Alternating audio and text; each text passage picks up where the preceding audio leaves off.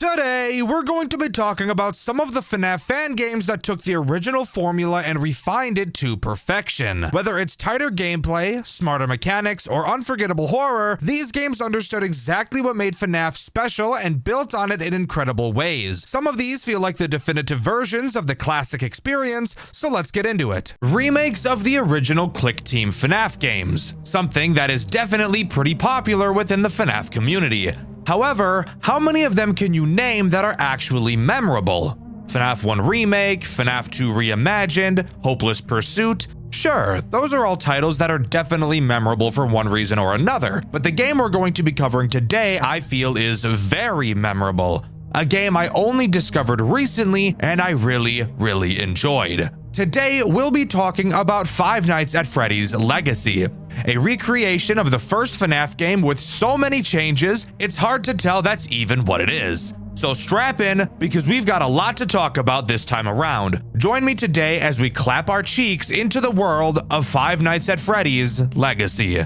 Legacy does not begin in a very typical FNAF fashion. We begin in this red void of smoke, and a disembodied voice of who knows who speaking to us. They ask if they've reached us, and after confirming, they ask us the question, do you know what happens when the past gets infused with agony? After explaining that the answer is that it changes, they ask us one more question. Why did we drown in the lake? They say that we've disturbed its peace. Not knowing what it is, the voice tells us we've brought consequences. So this tells me that this disembodied voice is most likely Old Man Consequences, from referencing the lake, the literally saying consequences, to of course the red background. That's really the only line I can draw as to who this is. But with that, we're booted to the menu screen and we can really begin. But of course, this game is still not done being extra. Upon starting a new game, we get what feels like a teaser trailer for the game, but it's inside of the game. I have no idea, it's really goofy and unique and I like it. But would you believe me if I told you that even after that, this game is still not done being itself? Let's just say that, because it's not. Afterwards, we get an opening cutscene. Hello, my name is Ethan Caldwell, and tonight we continue our coverage of the developing case surrounding the mysterious disappearance at the recently reopened Freddy Fazbear's Pizza. The public had been captivated by the case. The missing security guard, 25 years old Daniel Grace, had last been seen arriving late for work on Monday night. No official causes had been released by officials, but the bizarre circumstances of Grace's disappearance had fostered speculation. Tragic accident, or was something more sinister involving the recently reopened Freddy Fazbear's Pizza? Very interesting opening cutscene. Voice acting, not terrible at all. Really setting the scene. I'm enjoying this. What happens next? Oh my god, we're still not done being extra. Okay, that's fine. I can work with this. After watching the cutscene, we begin outside of the building and actually have to walk inside and into the back room to start doing tasks before the night truly begins. As far as I'm aware, there's nothing interesting you can find while walking to this back room. Look at that fat motherfucker. Jesus. Ugly. So once we get there, we can explain the downloading log task minigame. It's very simple. You have two monitors. One monitor you can use to download the phone call for each night so that you can listen to it later. And you can also read some interesting information. The second monitor is a camera feed that auto-scrolls through the cameras in the building. All you have to do is download the phone call by clicking and holding. And if Bonnie ever comes into the back room with you, just hide under your desk until you hear him leave. Oh my fucking Christ. Oh my god. Hey, Bonnie's on the move again. Why are you looking at me like... He's giving me that dream angle, bro. And don't give me the dream angle, bro. Once you finish fully downloading the phone call, you'll be thrown into the night. But before we can talk about the night, we first have to talk about the lore information you can read. After the disappearance of Charlie, the Fredbear's Family Diner closes its doors for good. Finally, I'm tired of working in this place. The animatronics smell like rotten eggs. I hope they never open again. So it seems in this universe, we have some name swaps. That's always fun. Who is Charlie? I have no idea. However, it's pretty clear he's dead as fuck. Not very riz, but okay, you do you, I guess, boo. They say the animatronics smell like eggs. Weird diss, I suppose, but there are probably dead kids in there, so I guess that checks out too. Anyways, on to the actual night section. How does that sound? Night 1 gives us literally the longest phone call on the face of the planet. Seriously, it lasts until 4:30 a.m. Please God kill me. Anyways, fuck what the phone guy has to say. I'm gonna do it for him. My voice is way better, and I know you guys have some odd things to say about my voice. Yes, I read every single comment I get, by the way, guys. Some of you are fucking freaks. Behave. Let's start by talking about your office because it is a little different from FNAF 1. You do still have 2 doors, so that's nothing new. On the left side, you'll be able to flash the light down the hallway and hold the door closed. Simple sugar. This is what I do to my Willy in bed. I just fucking rock it back and forth. I'm gonna shut up. The right side, however, is where things start to get a bit different. You'll notice there's no door. Well, uh-oh. Where the fuck did it go, huh? Well, joke's on you, there was never a door there in the first place. Why the hell would this company install a door on one side and not the other? I have no fucking idea. Someone clearly did the budget very poorly and they should be ashamed of themselves because this is just embarrassing. To compensate for no door, you can flash your flashlight down the hall and see a grand total of fucking nothing at all because your flashlight is actually ass. But who cares, right? Let's just hope we never have to use it. In front of us is a monitor that surprisingly is not our camera. On it, we have 3 options: reboot, alarm, and vent. I literally never once used the reboot menu, so I'm just gonna pretend like it doesn't even exist. The alarm and vent sections, however, are important, and I will explain them more once they become important. Anyways, who are the big bastards introduced on this night? Well, it's a remake of FNAF 1, so that should be pretty obvious. Night 1 introduces Bonnie and Chica. Don't click off the video! I promise they're interesting and do wildly different things than what they do in the original. I wouldn't be covering this game if they didn't. I promise. Let's start with Bonnie since we've already encountered him in the pre-night minigame. Bonnie can attack both your left and right doors. Fuck. I was hoping we could avoid using the flashlight, but I guess I'll just put my balls in a vice grip then, who cares? Bonnie is a shy little autistic emo femboy and doesn't handle eye contact very well. So if you stare at the camera he's on for too long, he'll crank that Soulja Boy and knock the entire thing offline for the rest of the night. Which, by the way, the phone guy mentions that the repair for said camera will come out of our paycheck if that is to happen. And since we're living in FNAF world where we're making a whopping $100 fucking a week, I highly doubt one of our paychecks would even be enough to pay for that anyways. So let's really try to prevent that from happening, shall we? If Bonnie chooses to attack your left door, you will be able to see him in the hallway when you use your light. From that point, just hold the door closed until you hear him bang on it, and congrats, problem solved, he'll go back to the stage. Bonnie's attack on the right door is a little bit more interesting.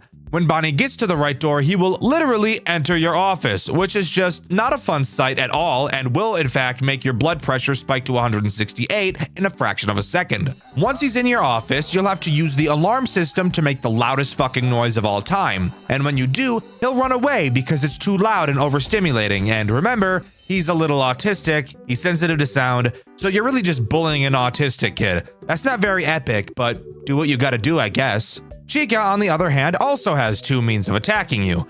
The first has her go to a certain camera. Now pause for a moment.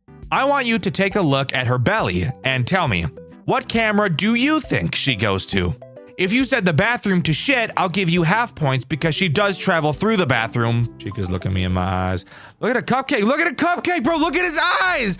He's trying to seduce me and shit. And it's like low-key kind of working. I meant what? But no, the actual answer is the kitchen because she's a whale.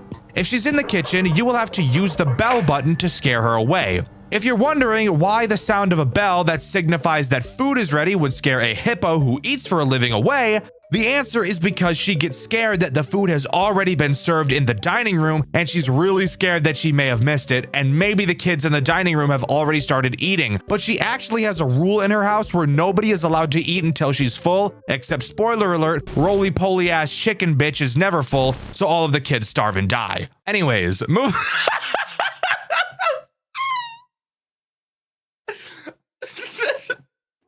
The stupidest thing I've ever written. Anyways, moving on to her second attack where she goes into your vents. Now pause. There's a very easy fat joke I could make here about her not being able to fit in the vent. However, I would never make a fat joke, and this game indirectly makes one for me. Let me explain. Throughout my playthrough, which you can see over on my second channel, Dxtr Black, Chica attacked me through the vent no more than 3 times ever. For some reason, she just doesn't really ever do it, which would lead me to believe that my headcanon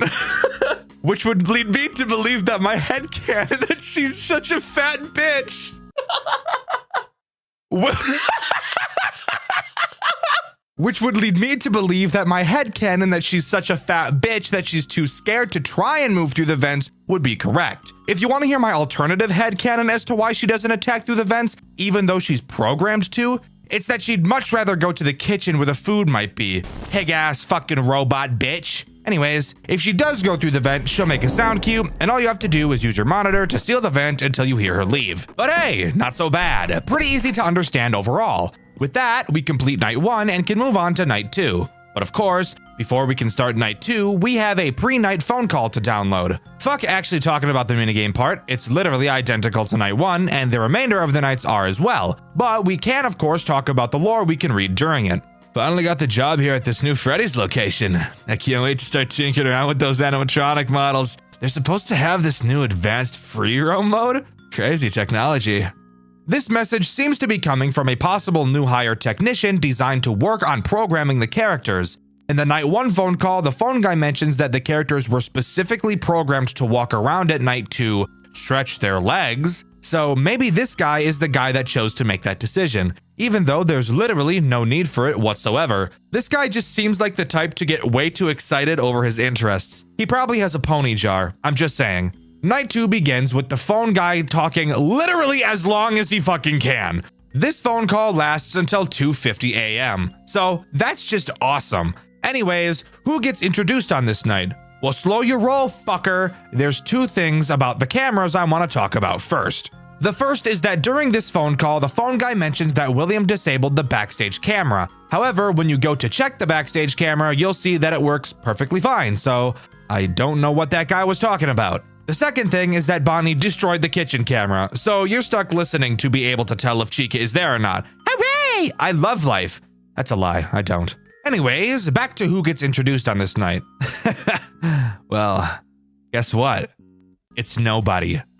Nobody is introduced on this night. I'm fairly certain that night 2 is when Bonnie and Chica are allowed to start using their second form of attack. Bonnie's right hall attack and Chica's vent attack. Maybe. I'm not really sure exactly why nothing new is introduced here, if I'm being honest, but that's what happens. Anyways, let's move on to night 3. Maybe something new will be added there. Night 3, phone guy only talks until 1:53 a.m. So hey, I guess that's progress. Night 3 does actually introduce something new, but before we talk about who it is, I want to mention something the phone guy brings up. He says that William ordered 2 vintage animatronics, a type of animatronic that they don't make anymore, from an old location. Now, I'm not a genius, but it also doesn't take a genius to figure out that he's undoubtedly talking about Fredbear and Spring Bonnie.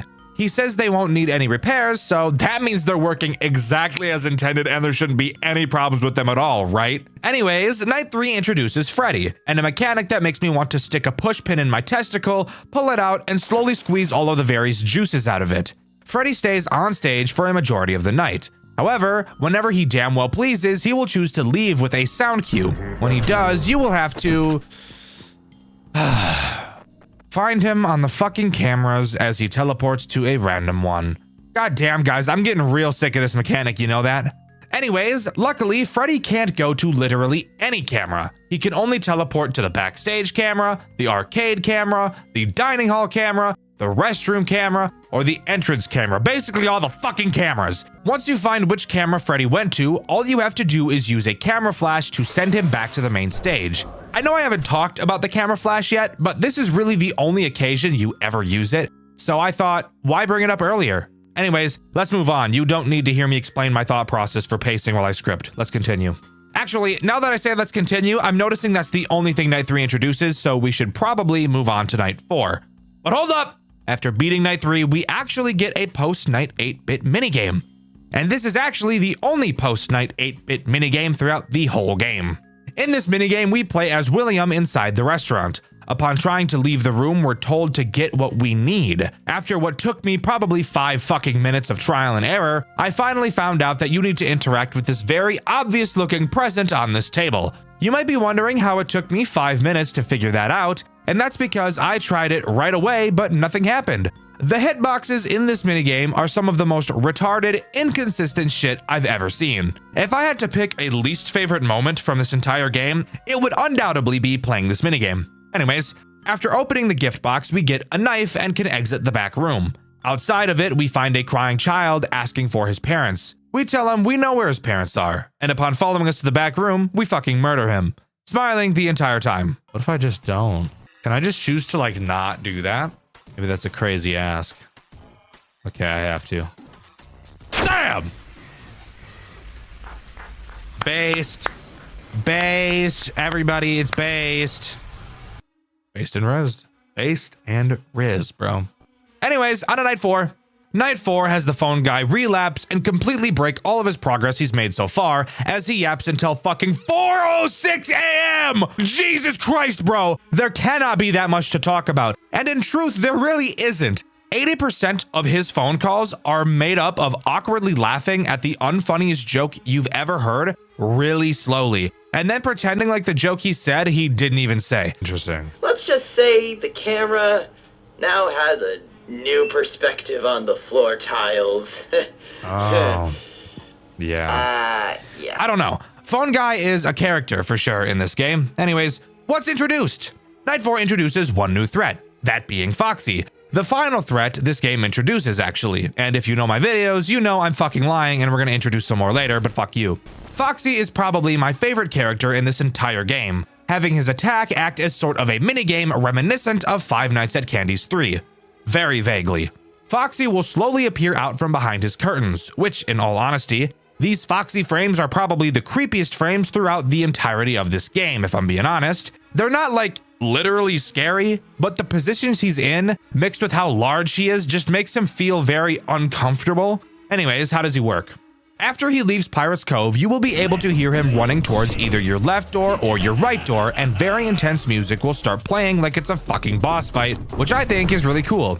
If he runs towards your left door, all you have to do is close the door until you hear him bang on it. If he runs to the right door, all you have to do is hold your light on his face until he runs away. Where this becomes slightly reminiscent of Candy's 3 is that he will move around and attack multiple times, going back and forth between the two doors as many times as he'd like. Is it hard? No, and in fact, literally every other character pauses while Foxy is attacking you. So that's very RNG considerate. Thank you guys greatly. But yeah, that's about it.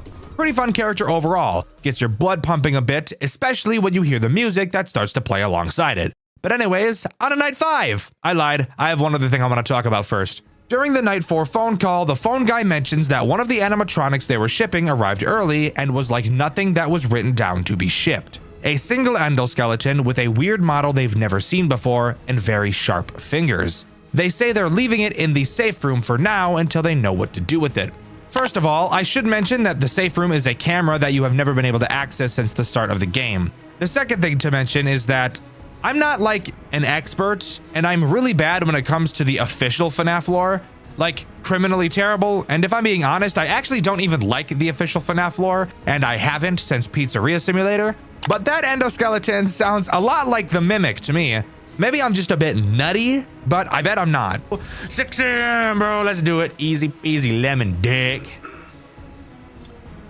This is Henry Emily, the founder and, for better or worse, the sole person responsible for this place's continued existence. Oh my god, it's the fucking Mimic. So yeah, after beating night 4, we get a scrap minigame with what I can only imagine is the Mimic. And of course, this minigame works exactly how the minigames in Pizzeria Simulator work. Play some weird-ass sounds, document results. Watch the fucker across the table move in ways you'd really prefer it doesn't. You know, FNAF shit. Shit we're all used to at this point. But after you get jump-scared by the Mimic, we can talk about the pre-Night 5 minigame. Dexter, you've already said these don't change. Well, you're right. It really doesn't change from the other 4 we've done. However, on this night, we also get access to the admin panel where we can actually enable the safe room camera's access. Oh yeah, and we also see M2 plans that are redacted. I'm pretty sure being references to the Mimic, and Charlotte being redacted too. Dead kid stuff, who cares? I want to see this camera, bro. Oh, I see. Yeah, I don't like that. I don't like that one bit, I can tell you what. Well, we're gonna talk about those guys a bit later. For now, let's just talk about Night 5. Night 5 is pretty boring overall, being a harder version of Night 4. That is, until you beat it. That's when something I wasn't expecting to happen at all happened. Connection terminated. I'm sorry to interrupt you like this, but I'm afraid your time is up. Your curiosity and your need for answers are what first brought you here. And now, they have become your undoing. Because all those who enter this place are doomed to never leave. There are monsters who steal others' voices, monsters who steal others' souls. And then, there is you, the one who craved to learn more than he should, and more than he ever will. You will not find the answers you seek here, only your ruin. But while your sacrifice will be forgotten, the impact it will have will not, as the wounds of the past left to fester can finally heal. There will be no more suffering, no more loss, only peace. Peace and a forgotten tomb sealed away, never to be opened again. It all ends tonight. End communication. Holy shit, we're getting a Golden Freddy boss fight, and it actually has the most badass intense boss music I've ever heard in my fucking life. Golden Freddy isn't very complicated, but he does attack you very quickly, so you'll have to stay on your toes. And of course, he has several attack methods at his disposal, which are all inspired by the attacks of the other characters in typical boss night fight fashion. His first attack has him appear at your right door. All you have to do is hold your light on him until he goes away. His other attack has him pull a Freddy and have you find him on the cameras. However, this one actually proves to be easier than Freddy is, since he actually only appears on 2 cameras, the back room and the entrance. And that's actually it. Dexter, that's it? That's all the final boss of this game has to offer? Really? Hey, shut the fuck up. Look at how much time is left in this video. We're not done yet, bro. Sit the fuck down. About 30 seconds into the night is when you'll notice that all the other characters are still active. What the fuck? This is why Golden Freddy only has 2 attacks, because he's in addition to everything else you've already gotten used to, mixed with the incredibly intense music, the fire all over your screen, the shit in my britches. This serves to be one of the coolest boss fight nights I've ever seen in a FNAF game. It's so fun.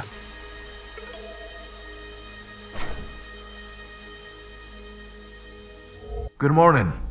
I am Ethan Caldwell.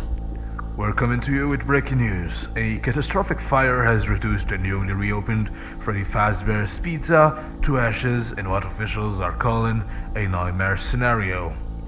Flames tore through the building just after 7 a.m., with witnesses reporting smoke so thick it blotted out the morning sun. Firefighters arrived, but the inferno had already consumed the entire structure. Authorities confirm all employees escaped unharmed, and thankfully, no customers were inside at the time. However, in a grim twist, investigators have revealed 2 disturbing details. First, the restaurant's infamous animatronic characters, along the centerpiece of the franchise, were completely destroyed in the blaze. And second, even more unsettling, there was an intruder inside when the fire broke out. Security footage recovered from an external camera shows an unidentified individual entering the building in the middle of the night. Their motives remain unknown. What is certain, however, is that they never made it out. Police have not yet released a description, but sources close to the investigation say the manner of death was, unquote, horrific. This tragedy only deepens the dark legacy of Freddy Fazbear's Pizza. After years of controversy, bizarre incidents, and persistent rumors of hauntings, many are asking, was this arson, an accident, or something far more unnatural and sinister? We'll continue to follow the story shortly for Channel 7 News. Stay tuned. To our beloved Fazbear family, At Fazbear Entertainment, our top priority has always been delivering safe, wholesome, and unforgettable experiences for families across our establishment. In light of the recent isolated events at one of our locations, we want to take this opportunity to reassure our loyal fans that every possible measure is being taken to ensure such thing will not happen again. While the exact circumstances surrounding the incident remain under internal review, preliminary findings suggest it was caused by absolutely nothing related to prior complaints or unresolved maintenance issues. Our team is working closely with third-party investigators to determine the best path forward. We'd also like to clarify that reports of unusual activity prior to the event, including alleged animatronic malfunctions, unexplained power surges, are entirely unfounded and likely the result of overactive imaginations. Rest assured, all our animatronic performers are completely harmless and incapable of independent movement outside of their pre-programmed routines. Any footage suggesting otherwise is clearly doctored or taken out of context. As we look toward the future, Fazbear Entertainment is excited to announce a temporary pause on operations at the affected location while we conduct routine modernization efforts. We remain fully committed to reopening when the time is right. Thank you for your unwavering trust. Warm regards, Fazbear Entertainment Public Relations Team. Creating smiles, no matter what. Afterwards, we get yet another chat with Old Man Consequences. We obviously died in that fire on night 5, but the old man asks us what we would do if we could go to a timeline where the fire didn't occur, a timeline where William failed. The old man wants to show us what would happen, and show us he does, as next we're set to take on the Golden Ones. But before we do, we get a black gift box. Inside, a note which reads, "Every ripple is a year you can't take back." Night 6 has us take on Fredbear and Spring Bonnie, with all of the other characters disassembled in the back room. This night is easily the most challenging night throughout the entire game. Let's talk about why. Let's start by talking about Spring Bonnie, who has 2 forms of attack. The first has him attack your left door exactly like Bonnie. Same rules apply here, just close the door. However, it's a much better option to just not even let him get to your door in the first place. The way you do so is very easy. Whenever you flash Spring Bonnie on your cameras, he will go back to the stage. So you're obviously going to want to do that a lot. What about his second attack? Well, that would have him use the vents, which, by the way, unlike fat ass, fuck ass, dumb ass, bitch ass, dunce ass, stupid ass, dumb ass Chica, he will actually do very frequently. And he is incredibly fast in them. The moment you hear his vent sound cue, you need to drop whatever you're doing and focus on that goddamn vent, because he will rail you in your ass if you don't. But what about Fredbear? Honestly, he's easier than Spring Bonnie in every way, but he does cause 2 major annoyances in combination with Spring Bonnie. Fredbear tries to attack your right door, just like Bonnie. When he enters, play the alarm and he'll leave. However, when the alarm is playing, Spring Bonnie actually moves at a faster rate, which is just fucking awful. Also, it's probably a good idea to mention that Fredbear also attacks fast as shit. And actually, both of their aggression increases throughout the night. So near the end, you'll probably have Fredbear in your office all the fucking time. Hooray. But what about the other super annoying thing that Fredbear does?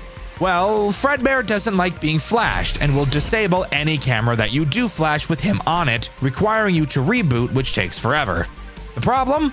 Well, it's common for Spring Bonnie and Fredbear to appear on the same camera at the same time. And with how quickly Spring Bonnie moves, it's likely that the muscle memory to flash immediately will be built quickly. So if you're anything like me, you were accidentally flashing Fredbear a lot. And if you're really retarded like me, you'd forget that the camera's being disabled does not mean the night is over, and every single time you accidentally flashed Fredbear, instead of just rebooting, you instead chose to restart the night every single time. I'm not the brightest person, guys, okay? I try my best over here. These streets are hard.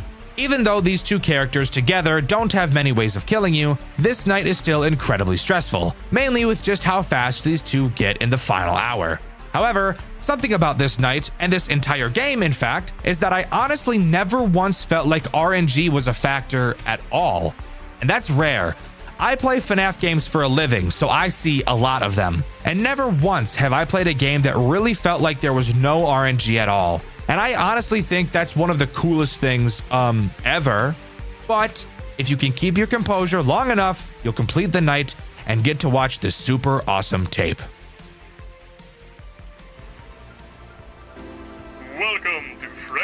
Fazbear's Pizza, a magical place for kids and grown-ups alike where fantasy and fun come to life. Our establishment is a place where fun and safety go hand in hand. Part of what makes our family-friendly experience so special are the animatronics that entertain our guests. To ensure they continue to operate smoothly and safely, proper cleaning and maintenance is essential. And that's where you come in, our dear employee. Without you, none of this would be ever possible. In this tape, we will guide you through the process of cleaning our beloved animatronics. It is important to follow these steps carefully and thoroughly to keep our characters in tip-top shape and ensure everyone's safety. How to clean the joints and the mechanisms.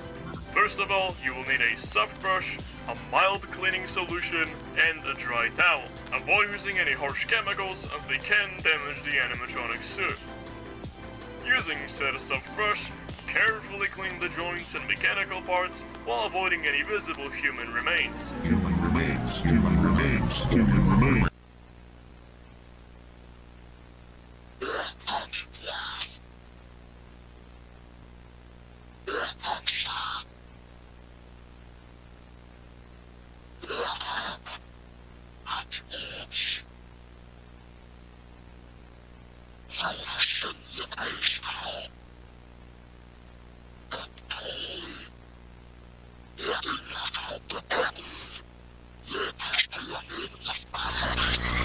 And once you finish cleaning, give yourself a pat on the back and a complimentary slice of pizza and climb into the animatronic.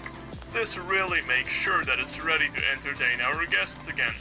And thank you so much for being a part of Fazbear Entertainment. Fazbear Entertainment is not responsible for any injury, loss of a child, or loss of a head that may occur on our premises. By entering our establishment, you agree that Fazbear Entertainment is not liable for any damages, accidents, or unfortunate incidents that may arise. While I do find it incredibly unfortunate that I had to look at Fat Shit Toy Freddy for a majority of this tape, we do see some pretty rizzy stuff, like a redacted dead child probably, and of course the Golden Freddy scene, where he mentions there's a girl inside of him, most likely referring to the fact that there are two souls caught inside of the Golden Freddy suit. Something about this game that I really like is that there's so much additional, non-repetitive things added to it. The random 8-bit minigame, this tape, the salvage minigame, none of it was needed, but I think it's such a nice touch that it was chosen to be added anyways. After the tape, we get one final chat with Old Man Consequences. He asks if we wish to go back, if we're finally satisfied. He mentions how boring the present is and asks if we enjoyed the legacy. Nice name drop, by the way. There's also like so much other bullshit he says in this final cutscene. I'm gonna be real, guys. I just cannot be fucked to try and understand it. There's so much random symbolic shit about like the lake being a mirror and being pulled out when you're choking from drowning in the lake, but the lake is a mirror, so what the fuck? I hate metaphors and I don't want the headache. I'm sure whatever this means is super deep and cool, but I'm not about to spend the next 5 hours writing a fucking MLA format essay trying to decipher it. Not my forte, thank you. But with that, that's all Five Nights at Freddy's Legacy has to offer. Overall, I think this game is probably my favorite reimagining of the original FNAF game that I've ever played. Each character feels super unique, and even the typical boring characters have multiple ways to attack you, which keeps them interesting the whole time. There's so much extra things added throughout the game to keep the loop exciting. The game looks amazing, the story is intriguing and mysterious, which I know a lot of people really like, and I would definitely recommend you go and give it a try. When you think of the typical Five Nights at Freddy's game formula, what usually comes to mind? Well, probably being stuck in one spot, unable to move, having characters bombard your doors, and only having a small amount of tools you can use to defend yourself.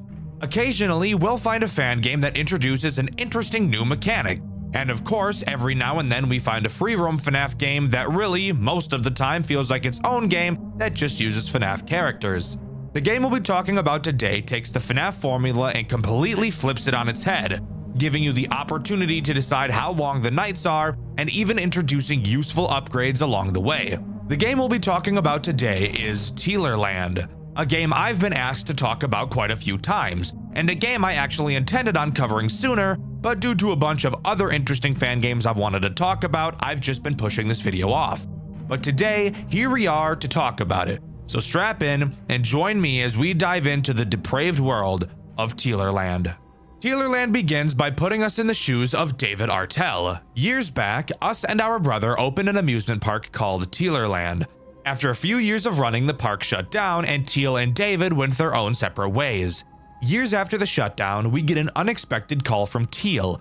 All he tells us is to find him at the park. So, not knowing what's going on, we make our way back to Teelerland, and this is where the fun can truly begin. Entering the park, we walk around and explore a little, finding some lore pages and oh shit! The fuck was that? In typical horror media fashion, as the main character, I'm going to choose to completely ignore what I just saw and chalk it up to myself seeing things. Continuing to search around the park, we eventually find a pile of garbage bags that look very out of place. Moving them, we find a hidden trapdoor. So what better choice to make than opening it and climbing straight down blindly instead of, oh, I don't know, going back home to our family and sleeping like a normal person? Of course, climbing down a ladder in a FNAF game isn't as simple as it sounds. Instead, it's made into a minigame very reminiscent of the vent crawling section from Sister Location. Except this time around, there is actually a threat. Because yes, if you didn't know, you literally can't die in the vent section of Sister Location. That entire game is hot ass, and if you'd like to hear me talk about how bad it is in another video, let me know in the comments below. As we climb down the ladder, the first threat of this game is introduced. Teeler. As you climb down the ladder, Teeler can appear on either side. When he does, all you have to do is shine your flashlight at him and he'll go away. However, this game thought it would be really funny to make your flashlight have a startup time. So when you see Teeler, you'll kind of just have to awkwardly stare at him for 3 seconds while you wait for your flashlight to charge up and turn on, which just feels really goofy. So, now I have another question to ask you. How do you know a FNAF game is going to be really complicated before you even start? Well, in cases like Post Shift 2, it's walls of text explaining the mechanics that cause the game to feel so bloated it's not even fun. Well, what else? Let me tell you. There is quite literally nothing scarier than opening a FNAF game and seeing that there's a tutorial night. That's how you know the game you're about to play is going to have the most obtuse and random mechanics you've ever seen in your entire life, and Teelerland is no different. So, now's the time I get to explain to you the several tools at our disposal in a way that is hopefully not mind-numbingly boring. There are 3 rooms that you can occupy: your office, the hallway, and the supplies room. Each does exactly what you'd probably expect. The office is where you'll do your major important operations, the supplies room is where you do important side objectives throughout the night, and the hallway connects those 2 rooms. Simple. To start, we need to understand how it is you actually complete a night in Teelerland, because it's not as simple as most FNAF games tend to be. Teelerland uses a task-based completion system rather than a time-based one, except, once again, Teelerland chooses to do something different than most task-based completion systems. The goal of Teelerland is to lure all of the animatronics in the building into a bunch of holding cells, and the way we do that is by taking control of another animatronic that's in the supply room. So the first thing you need to do each night is walk to the supply room and put the animatronic together. Its body parts can be found in the hallway and in the supply room itself, and if you want to hear something awesome, these body parts can apparently teleport at will, because you will commonly walk through the hallway, see nothing, walk into the supply room, see an arm, then walk back into the hallway and find a leg just chilling on the floor. Where did it come from? You tell me. Anyways, once you attach all 3 pieces to the robot, it will leave to roam the building. At this point, you can go back to your office and begin to control it. So, who is the first threat during the first hour of this game? Well, that would be Teeler himself. Really, since you won't often come into direct contact with the characters in this game, and you don't deal with them in a typical FNAF way, the way I'm going to choose to talk about these mechanics is going to be different than most of my videos. In order to lure Teeler, you have to get within a 1 tile's range of him. On your computer, you will see several map tiles, and about once every second you can move the T-Lure robot you built from 1 tile to another. Throughout that night, Teeler will naturally move around the building, with the goal of making it to your office. By making T-Lure get close to Teeler, a lure meter will start to increase. However, it's not just as simple as standing right next to him. Teeler has the ability to infect the lure, meaning that if you make the lure stand in one spot right next to Teeler for too long, he will infect it. So all you really have to do is make sure you move back and forth while trying to lure him.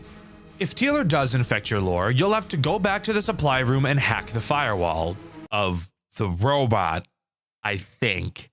I don't really know what it is we're doing, I'll be honest. Basically, when the lure is infected, go to the supply room and open up your firewall.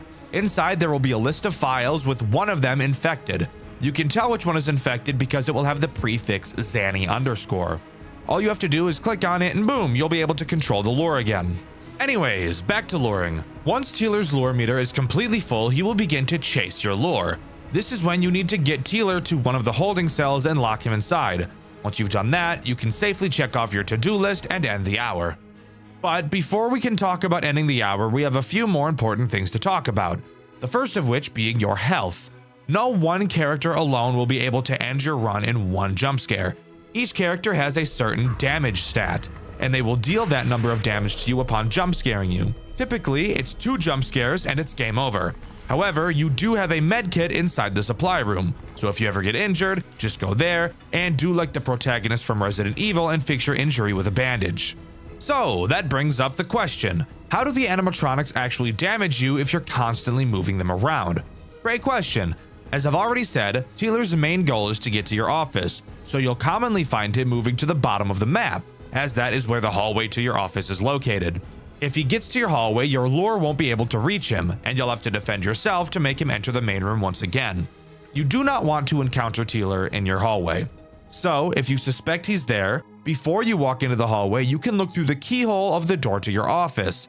If he's in your hallway, you will see his eyes staring back at you. If this is the case, then you will need to quickly stop looking through the keyhole and wait until you hear Tealer leave.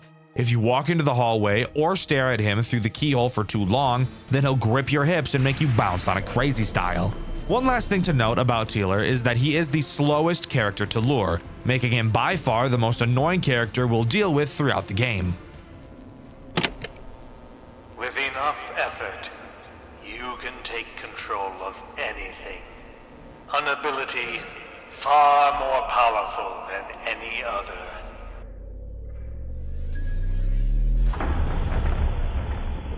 Now, before we continue on to the next hour, we need to talk about possibly the coolest thing that this game does.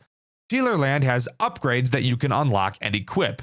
Do these make sense from a story standpoint? No, not really. But is it cool nonetheless? Yes. Yes, it is. After each hour, you'll be able to access the perk menu. There are 6 perks for you to choose from. After completing an hour for the first time, you'll get a perk point, and you can get 2 additional perk points for completing the hard mode version of each hour, which, yes, by the way, each hour has a hard mode version for you to complete. There's no real use talking about them since nothing besides the difficulty really changes, but I will mention one additional thing they add. Every time you go to the computer, you'll have to type in a 4-digit code. It's annoying, that's about it. Anyways, back to the perks. You have 2 rank 1 perks and 4 rank 2 perks. Rank 1 perks cost 2 perk points each, and rank 2 perks cost 4 perk points each. So it'll be up to you to decide how you want to distribute your points. However, there is a clear answer as to which perks are the best. Let's start by looking at the rank 1 perks. The first adds a longer lure infection cooldown when you use the firewall, meaning that it will take longer for your lure to be able to be infected again. And the second rank 1 perk makes it easier to spot which text file in your firewall is infected. Considering it is incredibly easy already to tell which one is infected, it's safe to say that picking this perk is pretty useless. Moving on to the rank 2 perks. The first one really makes my ass quake because of how delectable it is, allowing the speed at which you unlock holding cell doors to increase. Opening the doors does take a considerable amount of time, so being able to do it faster is crucial. The second rank 2 perk just increases your max HP to 130. But generally speaking, if you're not a retard while you play the game, you shouldn't be getting damaged that often, so this perk is an easy skip. The third rank 2 perk increases the range at which your lure will attract the animatronics. This is quite literally so goddamn cock-sucking good I can't describe it to you. To not have to get super close to the characters in order to lure them will save you pretty much all chances you will have at getting your lure infected in the first place. And finally, the fourth rank 2 perk makes your lure move around the building faster, which is actually so yummy mashed potatoes in my belly, I couldn't help but buy this faster than your mom buys DoorDash, Uber Eats, Grubhub, and Postmates subscriptions. Now, moving on to Hour 2, which introduces 2 new threats. Let's talk about the one that's a clone of Teeler first, Frill. Frill does pretty much the exact same thing as Teeler. You have to lure him into a holding cell and he can infect your lure. The only way he's different is how he goes about attacking your hallway. When Frill enters your hallway, he will quickly make his way to the door of whichever room you're in and make a noticeable sound cue. When he does, you'll have to look through the keyhole. Once he makes eye contact with you, he'll turn into a little piss baby and move back into the main room. What about the other threat? The one that isn't just an easier version of Teeler? Well, let me introduce you to Willow the Magician. Willow does not give a fuck about your lure, to put it bluntly. She will pile drive right towards your door with no hesitation. However, she is also probably the easiest threat to deal with in this entire game. When Willow enters your hallway, all you have to do is stare her down. Apparently, she's a little autistic and doesn't like eye contact. So all you have to do is make her incredibly uncomfortable in public situations where there are plenty of people around, yet somehow she still manages to feel unsafe because you're staring right at her. However, if you see her in the hallway and exit the hall or take too long to go into the hall, all of a sudden she'll start acting the way she was acting in the DMs and tear your ass to bits. His machines have far greater potential than what they were made for, sitting in this facility, rotting away. I will put them back together. Hour 3 introduces another copy and paste character. However, I don't feel like she's that big of an issue.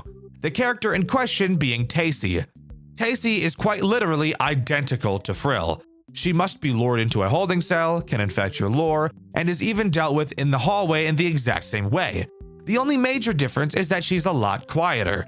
She'll still make sound cues, but the chances of you actually hearing them are pretty low.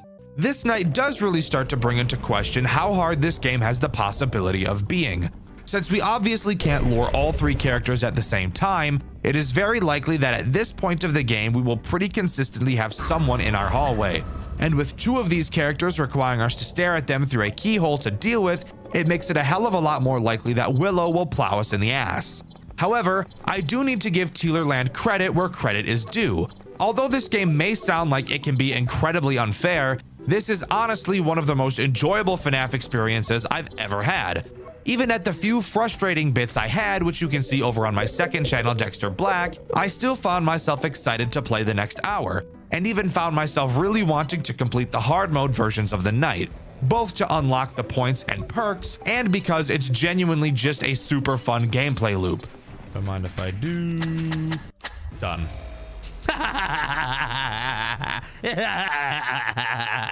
I'm just too fucking good. I'm just too fucking good. Wahoo. It's the exact same excitement I got when playing Juniors for the first time, and Juniors ended up being one of the longest running series on the Dxtr Black channel. They were meant to be taken apart, modified, tampered with. He should have known. One day it would all be compromised. Hour 4 introduces a brand new threat to the mix with a new mechanic we haven't seen yet, so strap in. The threat introduced on this night is Mischievous. He does not have to be lured, and like Willow, does not give a shit about it anyways. He will lurk around your halls and wait to attack. When he enters your hall, his music box will begin to play. When you hear his music box, you cannot leave the room you're currently in or he will force himself on you. And this guy is really ugly, and you don't want that. After his music box finishes playing, he will leave a little doll in the room opposite of the one you're already in. You will then have to quickly move into that other room, find the doll, and click on it before the doll decides to do a little dance on it. Friction shit. This of course brings up the obvious issue. We have a character that forces us to switch rooms very quickly, and with several characters attacking our hall that require us to wait and be patient for us to leave, this could very obviously pose a pretty big threat if we were to get some poor attack timings.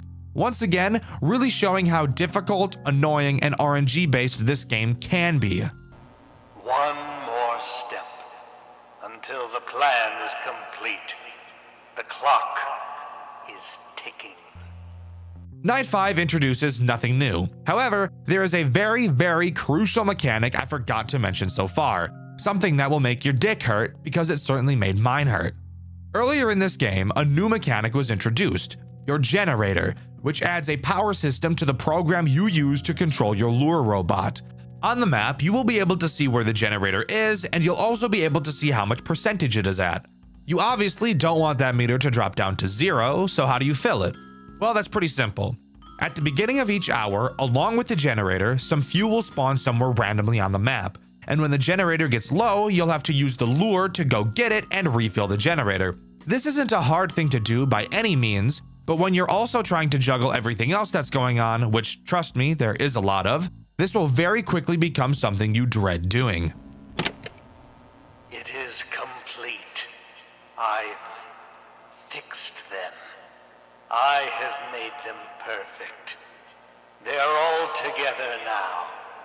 They are now one. It will lure the beast out of his cage. Well, oh boy, that doesn't sound good. But I mean, what's the worst that could happen? It's not like they're gonna take every character we've seen so far and merge them into one giant terrifying abomination and throw us into a new game mode that we haven't seen so far and have us learn from scratch, right? Oh, word. Shit is snowing. What's going on here? Oh, shit.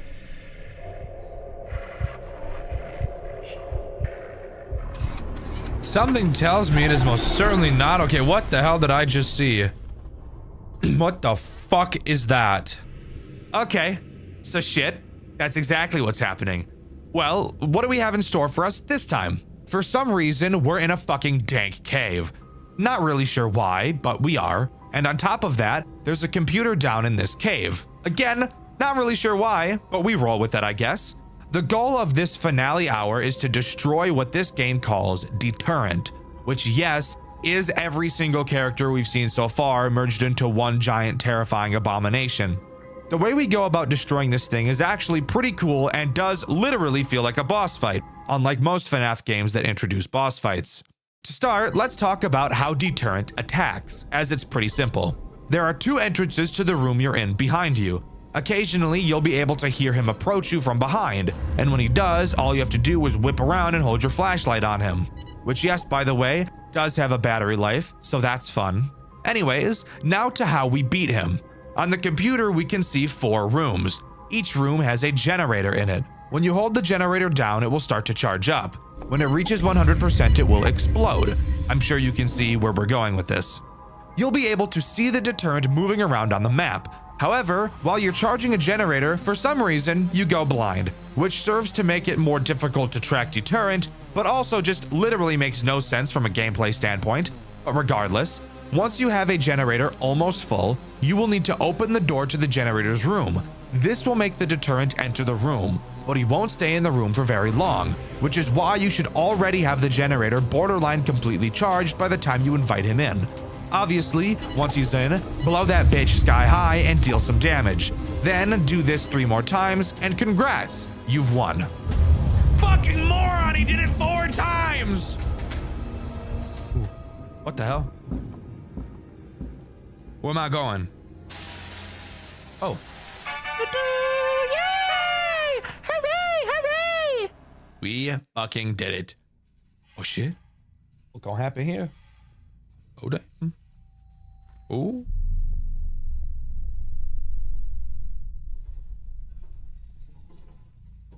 Oh, we climbing back out of this bitch. Hell yeah, we are. Oh shit. Oh shit, we made it out of this bitch. Uh-oh. Don't tell me that Deterrent's still alive out there. Oh, what the fuck was that? Why get so loud all of a sudden? Oh, that whole fucking place. Oh shit, he tried to crawl out. He tried to crawl out up after me. Get the fuck away. Who you think you is? Don't you despise me? Don't you want me gone? I don't really care. All the times I tried to fix your wrongdoings, I'm kind of indifferent. I have already lost. Yeah, you did. So go ahead, David. What? Free from this place. Oh shit, there was a dude in there. There was a dude in there, bro. Gulp.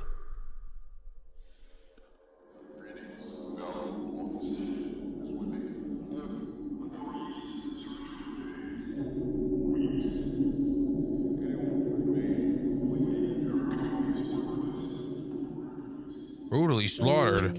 Wait, did you tell me I just killed a fucking dude down there? Like it wasn't even a robot? I just killed a dude? Is that what you're saying? Trying to understand here. Oh shit. That is disco, bro. Tealerland. No, that was badass.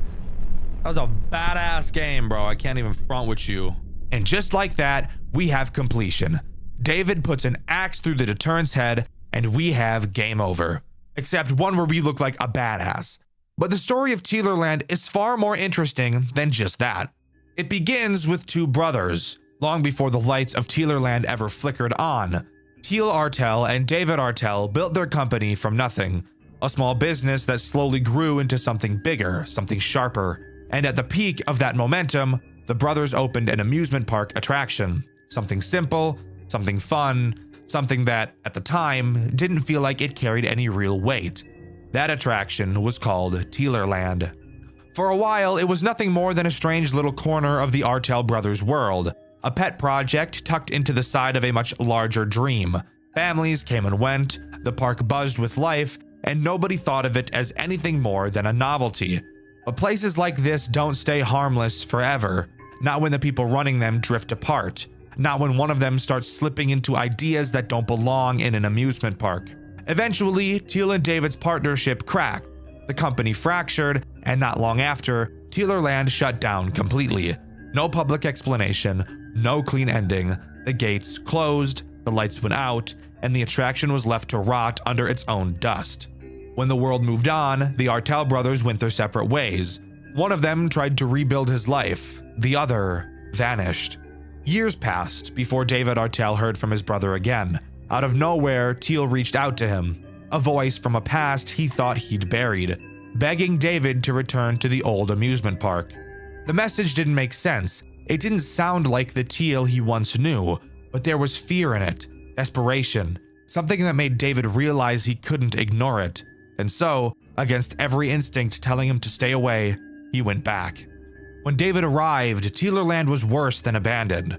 It felt staged, silent in a way that didn't feel natural, half-crumbled structures, props left in strange positions, as if the place hadn't simply been forgotten, but deliberately prepared for someone. And as he wandered deeper into the park, trying to find his brother, he stumbled across something that confirmed it, a hidden entrance leading down into the earth, tracing beneath the park itself. David's company, the one he and Tealer built together, had been hiding an entire facility underneath the attraction. A whole underground complex, sealed off from the public long before Tealerland ever closed. A place where their past hadn't just been stored, it had been left alive. Once inside, David realized this wasn't just a forgotten workplace. The lights still worked, the systems still responded, and something else was awake down there with him. Something that didn't want him leaving. As he pushed further into the complex, the truth started to bleed through in fragments. Teal had been down here. Recently, he'd been working with the animatronics again, repairing them, rewiring them, bringing pieces of a dead attraction back to life. But whatever he had been doing, it wasn't for entertainment anymore. The machines began to move on their own, stalking the halls, watching David, responding like something had trained them toward him specifically. None of this was accidental. None of this was the result of some wandering malfunction. Teal had built an entire scenario deep underground, a controlled maze, a sequence of escalating encounters, leading David step by step through the remnants of their old work. Every hour that passed in the facility dragged him closer to the heart of the place, and closer to Teal's intentions, and along the way, David discovered something he had always kept buried. The truth about what happened years ago, about the employee who died, about the body that David hid, and about what that one terrible decision did to Teal's mind. When Teal finally emerged, no longer the person David once knew, but someone warped by grief, guilt, and obsession, David realized the entire journey through Tealerland had been orchestrated. Teal didn't bring David here to save him, he brought him here to force a reckoning between them. Surrounded by the machines that represented everything that went wrong in their lives. The final confrontation wasn't between man and animatronic, it was between brother and brother, one consumed by the past, the other trying desperately to bury it. And in the end, the fight ended the only way it could. David killed Teal. Not out of malice, not out of hatred, but out of a moment where survival became the only option left. When it was over, the facility fell silent. The machines powered down, and as David surfaced from the underground, authorities arrived. They didn't see a man who'd been hunted. They didn't see the twisted maze his brother designed. All they saw was David Artell standing over the body of his own brother. He was arrested, charged, and locked away. And just like that, Tealerland, the amusement park, the secrets beneath it, the broken partnership that created all of it, was left behind again. This time buried under police tape and unanswered questions. A dead attraction built on dead ideas, reclaimed once more by silence. And with that, as far as I'm aware, is all that Tealerland has to offer. Overall, I think this game was a ton of fun to play. It's not often that a FNAF game has me wanting to try and 100% it, but just like Junior's, Tealerland had me wanting to give it a try. The character designs are amazing, the atmosphere and story are phenomenal, and of course, the gameplay loop is one of the most enjoyable I've ever played. What do you think is the most underrated Five Nights at Freddy's fan game ever made? A series that is so amazing you'd think it'd be talked about everywhere. But when you go to check, it seems like nobody has ever even heard of it. The game we'll be covering today is one of those games for me, and when doing research for this video, especially when talking about the lore, I found it incredibly difficult to piece it together because of how little information there seems to be about it. But rest assured, I think I've got it figured out. The game we'll be covering today is Project Readjusted, a FNAF fan game with one of my favorite stories of all time. Sit back, relax, and let's jump into this amazing trilogy together. First big change I noticed in Project Readjusted from most FNAF games is the way the phone calls were handled. Rather than having the phone calls take place inside the game, this game instead chooses to have us listen to the phone call before we even load into the office. Instead, giving us a still image to look at showing the characters we will be seeing on each night. I'll admit it's unique, however, I think I'd personally prefer to be able to mess around with the cameras, mechanics, and so on while the phone guy is talking, and just have to make sure nobody moves while that's happening. I feel that's a much better way to utilize the first phone call in a FNAF game. The first phone call doesn't give out any meaningful information, really just going over how the main character Buster works. But it's my job to explain the mechanics, so I don't think I'll be letting the depressed sounding Wei Ji do that for me. Upon loading into the office, you may feel just a little cramped, and that's normal. This office is teeny tiny, like much smaller than most FNAF offices I've seen in my days. Obviously, we have a door to the office, because if we didn't, I'd question how we even got into the room in the first place. However, the interesting thing about this door is that it doesn't close. Oh, Dexter, does it not have an actual door? Like, it's just a doorway? No, there's a door. Our character just for some reason chooses not to close it. But instead of thinking that's because we're playing in the shoes of a dumbass, I'm instead going to assume it's because we're playing in the shoes of a badass who isn't scared of anything. We also, of course, have our cameras, which are very interesting to say the least. To start, they have two modes, lights on mode and useless mode, because as I'm sure you could have guessed, if the lights are off, you can't see anything. I know, groundbreaking. You'll also notice you have a camera stability percentage. What does that mean? Well, as the name suggests, it reads the percentage of your camera stability. I'm sorry, I'll stop talking like that. While on your cameras, the stability will quickly decrease. Putting the camera down will cause it to quickly increase back up. If it drops down to 0, you're gonna have to wait a while before being able to use it again. So, what about that Buster fella I mentioned earlier? How does he work? Great question, viewer of questionable stench. Buster is as basic as a character can get. I'm sure you could probably guess what he does, but it's my job to tell you. Buster will move around through the cameras with the goal of getting to your office. Once there, he'll peek his little head through the door. Using this comically large blue button on the wall of your office, you can shine a light into the doorway, revealing he has the teeth of a British person. Hold this light on him for long enough and he'll go away. Simple sugar. After night 1, we get a short cutscene. You guys seem to like the narration I did in my Maggie's video, so instead of just summarizing what happened like I would usually do, I figured, why not narrate this as well? Hey, it's been a long time, you and me. We finally met ends on a good note, for now. I'm only implying that our experience will be better. Now, there is something I need to tell you. I know I'm jumping to conclusions without explaining who I am, but bear with me. There is something inside this diner. Just maybe put on some type of gig to make some fool believe you to make them work here. Maybe that person will lure that thing out. I'll tell you more tomorrow, but for now, let's begin to go inside. Let's take the back alley, as it's less noticeable. Come along, we only have 5 days. Sounds like someone's trying to dupe us and use us as bait. That's not very kind, vaguely barbaric. But whatever, we're already working here. I guess it's just in our best interest to not die. Moving on to night 2, you can quickly take a little nap because the phone guy takes a billion years to talk about the new character this night adds, and ramble about some arcade machines. The new character added on this night is Old Buster. At least, that's the name that would make sense. However, this character's name is actually Redeemer.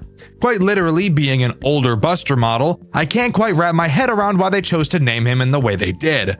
Redeemer makes use of your vents, something I've neglected to mention thus far. You can't really see it, but the vent is to the right of your office behind the door, so just out of sight.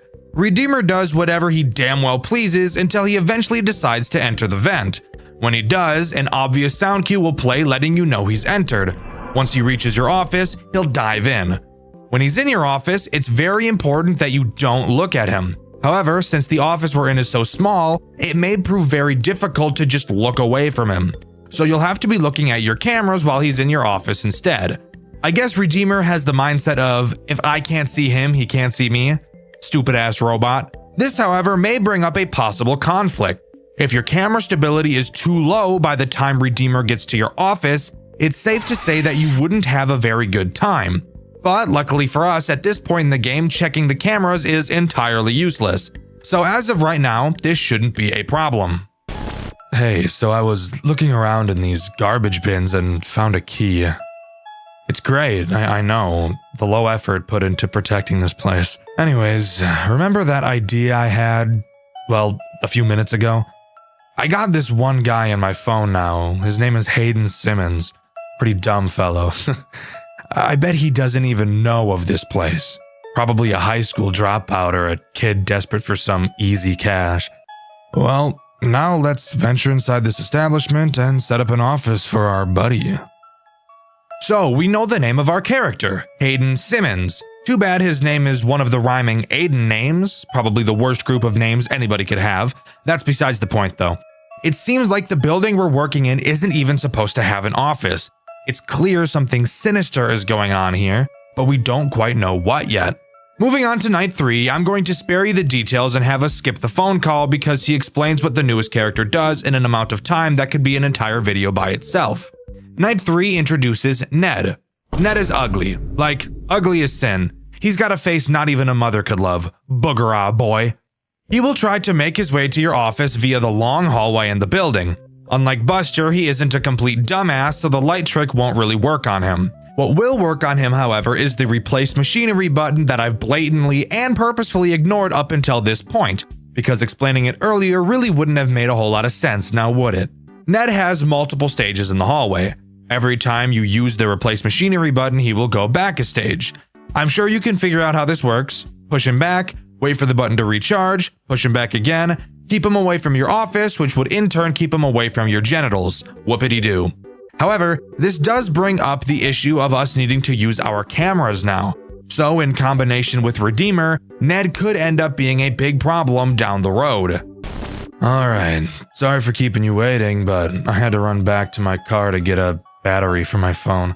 It's pretty low percentage right now, but it'll last now. Hayden says he'll be able to work next week, which is great. We'll pay him around $150 for his work, I guess. Maybe it's considered a scam to him, but I don't care. He just said he's not a fan of night jobs, but will do it anyways, and he'll play on his phone. That's gonna go down well. Anyways, let's head inside. The Wi-Fi better not be bad inside, I swear. Not much to note from this cutscene. We know we're getting criminally underpaid, and we know that playing on our phone really isn't going to be an option, which just makes me smile from ear to ear personally. Night 4 introduces 2 new characters. However, one of them serves to be more of an annoyance than an actual threat, so we'll talk about him first. Greg is a little asshole. Really, this game's Balloon Boy. Not because he has the same mechanic, except I lied because he kinda does. His main goal is to disable your light and leave you vulnerable to Buster. He'll slowly crawl across your office. You will have to click him multiple times to make him go away. If you don't, he'll park his fat ass on the button and prevent you from using your light. You might be asking yourself, Dxtr, clicking on him? How does the game justify that making sense? Perfect question. From the way the phone guy describes it, it's just poking him. So I guess this motherfucker's just the Pillsbury Doughboy. Ticklish ass robot. The other That's so fucking stupid. The other character introduced on this night is Glancy, what I feel is this game's most frustrating character. Glancy tries to get into the back storage room and just literally fuck up everything in the entire building. Rip wires, killing your lights and your camera. So obviously something you should want to avoid. The way you do so is very easy. Remember how I mentioned the cameras had 2 states, on and useless? Well, turns out I lied, as the useless mode actually isn't useless. When Glancy gets into this back room, all you have to do is turn the camera lights off and he won't be able to see shit, making him decide to travel into another room by accident. I'd imagine it's an accident since he can't see, but he could have easily just gotten pissed off and left on his own accord. Which, if he can see where the exit is, you'd probably think he could see the wires, but I guess not. We're inside. Now, let's just put some of these cameras around the building and we'll be all set. Oh, never mind. There's a panel lying down on this shelf. Wait. You hear that? Well, anyways, you'll record calls just to convince him, Andrew. Just do a casual voice or whatever. Nice, these'll work. What the? Did I just hear walking? Wait, who are you? Andrew, run. He's looking for me. I'll see you around, friend. Gulp. So we know the name of our phone guy, Andrew. Sounds like whoever is heard in these cutscenes isn't Andrew then. And apparently upon entering the building, something found them. Andrew ran, leaving whoever he was with behind, not knowing what the outcome was. Night 5's phone call actually has something interesting in it, if you could believe that. Andrew tells us that the character introduced on this night has something they want. Finally, a motive for what they're doing. Apparently this new character, Vinard, has a special chip that they really want. Andrew doesn't explain why they want this chip, but I'm sure we're gonna find out. Speaking of Vinard, what does he do? Well, he will try to hack the cameras so that you can't use them, and then wheel his way over to your office to kill you. Not sure why he has to disable the cameras to do that, but he does, I guess. Occasionally, you will see a purple error next to his camera. When you do, all you have to do is go to that camera and turn the light off so he can't see. Because like some people, he can't type without looking at the keyboard. Embarrassing. That's a talent you probably want to learn if you're on a computer all day. But that's really all he does. It really starts to show on this night how difficult this game can be, requiring you to be in the cameras very frequently. The only real chance you'll get to recharge your stability is when Buster is attacking, and I think that was on purpose for the sake of balancing, but maybe I'm being too optimistic. Unlike every other night, Night 5 doesn't have a post-night cutscene, so I can't talk about that. What I can talk about, however, is an Easter egg, and a fun piece of trivia about one of the characters in this game. After completing Night 5, you will unlock Custom Night. Inside, if you set everyone to max and click the Fox plushie in your office, you'll get this jump scare. And if you're interested in something about Vinard, he's actually a character made by Mixlass, the guy that made Tyke & Sons Lumber Co. and Baby's Nightmare Circus, which I've covered on this channel before. Definitely go watch that video after you finish this one. And as a result of using Mixlass's character, Mixlass then used one of Mechless's characters in his game Tyke & Sons Lumber Co. Pretty cool if you ask me. But that is all Project Readjusted has to offer. Overall, I think the game is surprisingly mechanically complex for a first game. something pretty uncommon with fan games that take place in a series like this. But don't let the lack of lore fool you, as Project Readjusted has one of the most interesting stories I've ever seen, and it continues in Project Readjusted 2. It's been so long since I've seen Matthew. He just disappeared. I must find him again. I have so many questions. I could possibly get answers from the new Buster's location. The location is currently being renovated, but they must need some kind of guard. Could be hiding there after all this time. Well, let's see where this takes me in my hunt to find him. Project Readjusted 2 opens with a mission already in mind, finding a man named Matthew. I'm unsure who Matthew could be. My only guess at this time is it's the guy that got left behind by Andrew in the first game, but that is obviously unconfirmed as of now. Our player, Andrew, enters an old Buster's location to look for answers, throwing us right into Night 1. Loading into Night 1, we get a call from the phone guy who goes over the basics of what we'll be doing. He mentions that they're currently working on newer models of all the characters. Not a whole lot of interest to point out during this call. However, what is of interest is how scared I was when I first saw the equivalent of 3 fucking music boxes and 1 camera. But lucky us, we don't have to worry about that right now. Unlike Readjusted 1, this game doesn't have anything to stop you from staring at your cameras for as long as you'd like, which is a breath of fresh air. But that only means that this game is going to be AIDS in a different way, and we'll figure out how soon. Let's talk about the first and only threat Night 1 introduces, Cable Buster, who I'm just going to be calling Buster because I'm lazy. Buster makes use of a new mechanic this game introduces, the Showtime tapes in Camera 1. When Buster gets to either Camera 5 or Camera 7, you will have to look at him. He will be repeating a day of the week. I don't know why he feels the need to say it out loud constantly. Phone guy explained that apparently that's what he's designed to do, walk around the building and inform people when the show is about to start. But why would he say the day of the week if that was the case?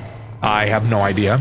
Once Buster says what day of the week the show is on, you will have to quickly go to Camera 1, set the sound file to the day of the week he stated, and play the audio track. This will cause him to meander back to Camera 1 and do a little jiggy. Just kidding, he doesn't dance. I just lied to you. Something isn't right. Papers are coming in about a missing person. A missing person at the old Buster's. It must have been the spy that Matthew took care of. He's on the prowl and I will end it in this place. There's no way I can fail this. His tracks are so hidden yet so predictable. I just need more clues. So, Matthew killed a guy, and not just any guy, he killed a spy. So clearly Matthew is probably a bad and dangerous man. So we should approach with caution. Not knowing anything else, we move on to Night 2. Night 2, the phone guy introduces some new mechanics, but fuck him, my voice sounds better. Night 2 introduces Infested Glancer, but before we talk about what he does, we should talk about the second thing our cameras can do. Show some air ducts. Hooray! The air duct menu is very reminiscent of the ones from Ultimate Custom Night. You have a radar that you can use to detect anything moving inside. Spoiler alert, Glancer is inside. You may also notice that there are 3 things you can repair. Are your FNAF 3 senses going off? Because mine are going haywire and it's making me want to off myself. The 3 things to repair are your radar, your lights, and your doors. Glancer will attack any of the 3 vents in your air ducts, all of which lead to your office. Use the radar to find where he is, and close the door when he gets too close. You'll notice that you have a meter on this screen that tracks your door power. If it runs out, you'll have to reboot the doors, and of course, after too many uses of your radar, you'll have to reboot that as well. Glancer brings up a very obvious issue. He's fucking annoying, and he's very fast, easily being the most annoying character in this entire game, demanding the majority of your attention like a clingy girlfriend that you're slowly falling out of love with. And of course, the repairs in this game are some of the most frustrating mechanics I've ever had to deal with, spending the majority of my playthrough listening to that ear-grating beeping. This is where camera stalling comes into play. By staring at Glancer, or Buster if you really wanted to, you can prevent them from moving. Glancer does not initially start in the air ducts, so I'd usually spend as long as I possibly could staring at him so he didn't slip away, because once he's in those ducts is when he becomes Satan. I can't decide on what to do. This whole situation is terrible. One wrong step and I'm in jail or potentially executed. I'm not falling into that hole of guilt with no way to release it. But damn, corpse inside that Glancer suit has definitely gotta be the spy. What else would Matthew have done to the body? Thrown it out? No way. I got my evidence. Now I just have to find Matthew himself. He can't be stopped now. So apparently there's a body inside of Glancer, the spy that Matthew killed. So yeah, that checks out. It really wouldn't be a FNAF game if people weren't getting stuffed into mascot suits, would it? Night 2 introduces 2 new characters, Magic Suit and Wraith Ned. Let's talk about Ned first since he's less annoying. He's this game's version of a Phantom Chica. Occasionally, he can start to appear on one of your cameras. If you don't look away from him fast enough, he'll jump scare you and cause you to need to repair everything. Your radar, your lights, your doors, your dick. Not super annoying, just get some reflexes and you'll be fine. Magic Suit, on the other hand, is very annoying. This is the guy who thought it'd be really funny to have 3 fucking music boxes at the same time. His 3 plugs will slowly decrease in power. You'll have to keep them charged up if you don't want Magic Suit to Magic Mic you. Fuck. You'll have to keep Fuck.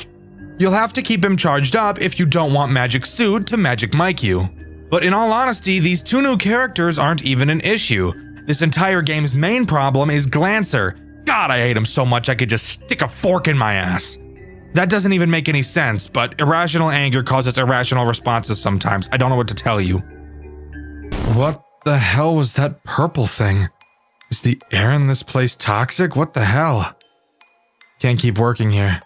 I must escape before I lose my mind. I don't know what I'm going to do. I have a feeling finding Matthew won't be easy. Speaking of which, I found a tape from the old location. That Glancer suit had made itself in the backstage. How? Must have found the pieces from when the original Glancer and Glossy characters were split up and put together. I don't know how sewing those 2 together made any sense, but I guess it was good for Halloween. Scratch that. Anyways, Matthew forced that spy corpse down inside the Glancer suit while it was trying to escape. What is wrong with these chips? I feel like someone is controlling them. No way this is artificially programmed in the animatronics. It's too mobile. Now there's more than one thing I need to find out. Great. So it sounds to me that Glancer put himself together and tried to escape the building, but while doing so, Matthew stuffed a corpse of the spy inside of him. What the hell is going on? I have no idea, but hopefully some more context will come along soon. The only character introduced on Night 4 is Wraith Finn, being in my opinion the second biggest threat in this game. Finn will quietly appear in your office. Up until this point, you haven't had any reason to ever lower your camera. Well, Finn is now your reason. When he appears in your office, you will have to hold your mouse over the top half of his body until he fades away. If you don't, say hello to a fuck ton of repairs and a quick death.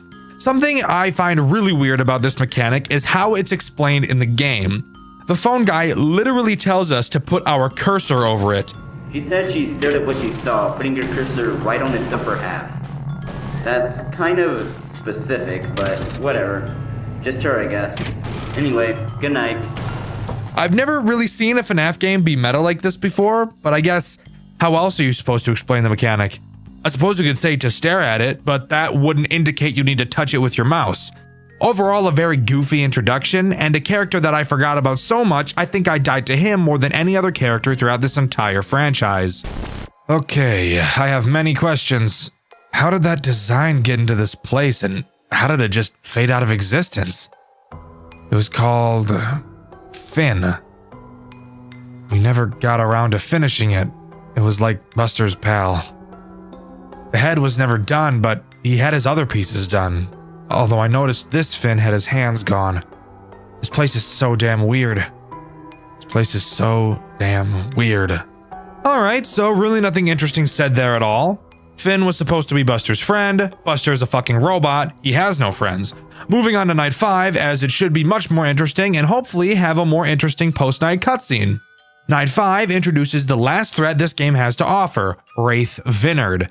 A character that isn't too terrible to deal with, but will really just act to take more of your needed time away from Glancy, which is obviously not something we want. Vinard only ever appears on camera 8. Occasionally, when checking that camera, you will see Vinard's silhouette with no eyes. You will have to stare at him until his eyes appear. Once they appear, you will then have to quickly look away as if you aren't the fucking reason his eyes appeared in the first place. Something super interesting to note that I haven't mentioned so far is how these wraiths have been explained by the phone guy, being the only characters he's convinced aren't real. But you might be wondering, if he doesn't think they're real, why does he mention them? That's a good point. Apparently, the guard that worked here before us left several notes about these wraiths, and the phone guy is reading her notes to us in the phone calls. Maybe as an in case, maybe just to make fun of her. Who's to say? Either way, I find it interesting. Vinard. With legs? What is going on anymore? I can't take things seriously. Wait, no. I hear sirens. I still haven't found Matthew. And I got several people outside awaiting my arrival. Police cars. Someone found out. Someone told them. Matthew, you bastard. I will find you. You won't get away with this. I can't believe this is how my story ends. It's not right. I can't. Matthew was never found by any officials or Andrew. Andrew attempted to bring the situation to court, but not enough evidence was collected. Andrew was deemed guilty for the corpse inside Buster's Diner World and was sentenced to death row, his execution following a month after being assigned. This was not the outcome he had thought of. It could have been worse. This story is false. Well, goddamn! Quick recap. In this game, we play as Andrew, the phone guy from the first game. We still don't fully know exactly who Matthew is, but he called the police and informed them that Andrew was at the building and had killed someone. They arrived, found the body in the Glancer suit, and had Andrew killed, giving us the fake ending. Oh god, endings, Dxtr. Let's quickly go over what it takes to get this true ending, please. Well, there are several minigames you will need to complete throughout the game in order to get this true ending. Let's blast through how to get them. During each night, a specific camera will have its name flickering slightly. Clicking on the name will shoot you into the minigame. On night 1, it's the main supply camera. On night 2, it's the West Hall. Night 3, it's the secondary supply entry. Night 4, it's the secondary supply entry again. And night 5, it's the power breaker. After completing all the minigames and successfully beating night 5, you'll get the true ending instead. The minigame. It spoke the words I couldn't find myself. Matthew died with his baby. A tape left on him. I can't explain what I've experienced here. I can't go on with this sudden guilt. This damned children's entertainment chain should have never happened. This outcome was not proper. And I can't handle it. I don't know what will happen next. I'll report the death of him and the corpse to the police. At least I can get off with no charges. I can't put myself to do it. I can't go the route my gut wants me to go. Later the same night, Andrew had a heart attack. No evidence was ever turned into the police due to this. Nearly a week later, police arrived after suspicion from pedestrians roaming the streets. Police had not told any officials about what was found and began to demolish the location.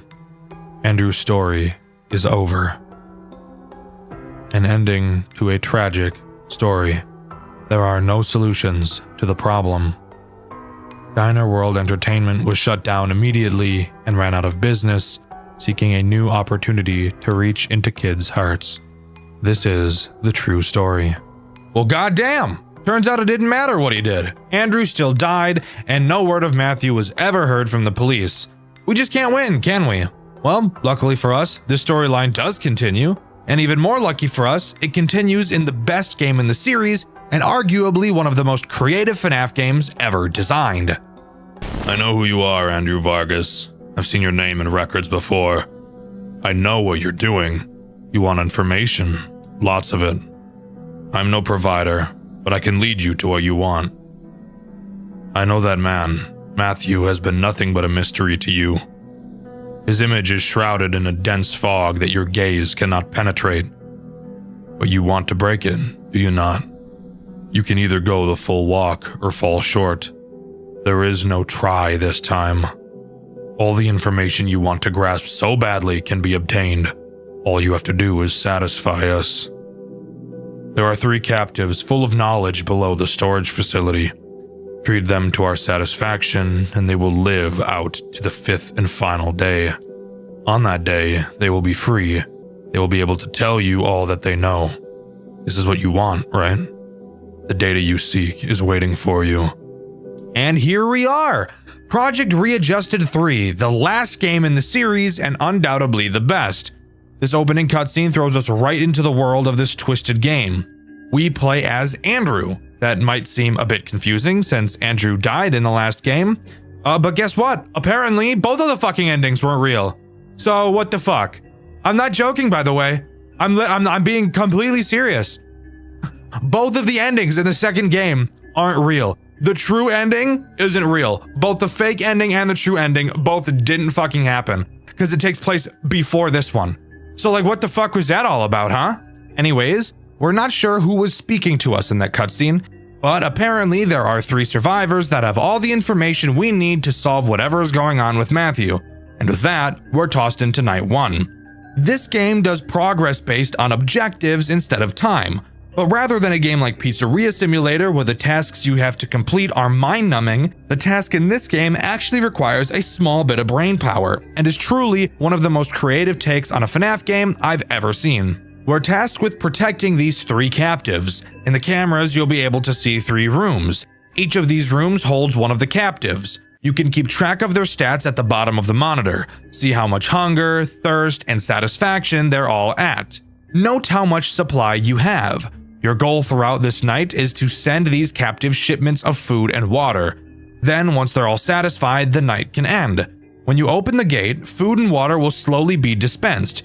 You can control which room these packages will go to. The longer you take to send a captive something, the lower their satisfaction will go. At the top of the screen, you'll see a minimum grade you need to complete the night, and which grade you're currently at. Meaning you don't have to fill each room up to its entirety to complete the night. However, I'm a fucking badass and chose to get the best grade possible on each night. In order to refill your supplies, you will have to complete a task. A set of numbers will appear in a random order and you will have to click them in that order. When you finish, your supply will be slightly filled. Side note, if you ever see this sliding minigame instead of the number 1, that's because in that specific moment, I'm using footage from Indie Fuel. And in his playthrough, he was playing an earlier version of the game that used a different minigame. And that's all that happens on night 1. I could talk about the cameras for sure, but I think that'll become much more important in night 2, which actually brings on the first and main threat this game has to offer. But before we can get to that, in true final game lore dump fashion, after each night we get a post-night minigame to have fun with. In this minigame, we just kind of walk around. We check the stage in the main room and notice that there's supposed to be 2 animatronics on stage, the other being Finn. You may remember him from the second game. We go backstage where we believe Finn should be, only to find a dead child on the ground, bringing this minigame to a close. Something really awesome about this game is the patient hub. Dexter, what's the patient hub? If you'd shut the fuck up and watch the video like a normal person, instead of continuously asking questions like the girl you're watching a movie with that you really wish you didn't invite over because you're just trying to watch the fucking movie, I'd explain it to you. Sorry, lost my temper a little bit. Anyways, the patient hub is on the menu. Using it will actually let you go to talk to the 3 people you're protecting throughout the nights. Throughout the nights, heading to the patient hub, they will give you different pieces of information as the game goes on. On this first night, they don't tell you anything since they've been told they can't yet, probably by whoever put them here. This is such a cool and interesting integration into this game, and I think this is one of the big reasons why this game in particular is so underrated. Night 2 is where this game really starts to get real, introducing the first main threat of the game, Busted.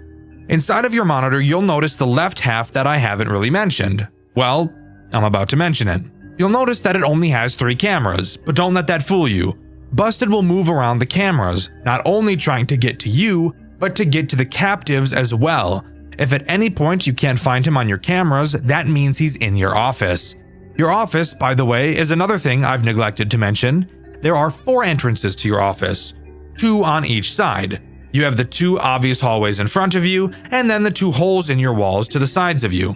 Busted is very quiet, so you will have to make sure you're tracking him. Once Busted enters your office, you will have to scare him away with the light. Now, you may think, like most FNAF games, that we'd be given a flashlight, but no, that'd be too easy. In Project Readjusted 3, you're given a fucking glow stick to defend yourself. You know, one of those crack and shake things? Yeah, that's our main means of defense. When Busted is in your office, you have to hold the glow stick on him to scare him away, but there's a catch. Your glow stick cannot be used for very long at all. It has a very short lifespan, so you have to check really fucking quickly. Obviously, if you don't, you'll die. But if you remember, I mentioned Busted being able to attack the captives as well. While watching Busted on your cameras, you may notice that on any of the 3, he may get a bit too close to some of the patient doors. If he does, that's how you know he's about to attack them. When you see him doing this, you must ring the bell on your desk. The noise will attract him to your office and away from the patients. Something super interesting about Busted attacking patients is that if he kills one, you don't lose. And it will actually make the remaining nights easier since you'll have less mouths to feed. However, as I'm sure you could have guessed, if a patient dies, they will never come back throughout the rest of the game. That means no more talking to them in the patient hub at the end of the nights. And of course, if you let all 3 patients die, then you will lose the game. This right here is one of the coolest mechanics I've ever seen in a FNAF game. Project Readjusted 3 is literally just being placed in a saw trap, really. In the post-night 2 minigame, we talk with the other guards about what we saw. They mentioned this is the 2nd time this has happened. Walking up to the stage, we find another dead child, presumably killed by Buster. We're told to check the office for anything else, and we do. Upon finding nothing, we walk back, only to see the ghost of some unknown spirit that looks like Finn walking away. I started seeing some weird things recently. They were purple weird things. It got closer as I blinded myself, but as I looked at it, it faded away. I don't know what to do. At least the leader himself isn't down here. He is very strict. He would be looking at me, making sure I was staying put and acting appropriately. He threatened to stop liquids from coming into my room if I didn't listen. He really wants us to go his way, so just send us supplies like he wants, at least when he is nearby. As long as he doesn't notice you aren't doing what he wants, he should be fine. This place is a crazed house, and it's all your fault. I can't believe this! You better get out of here in the end. With me alive! I've started hearing screams.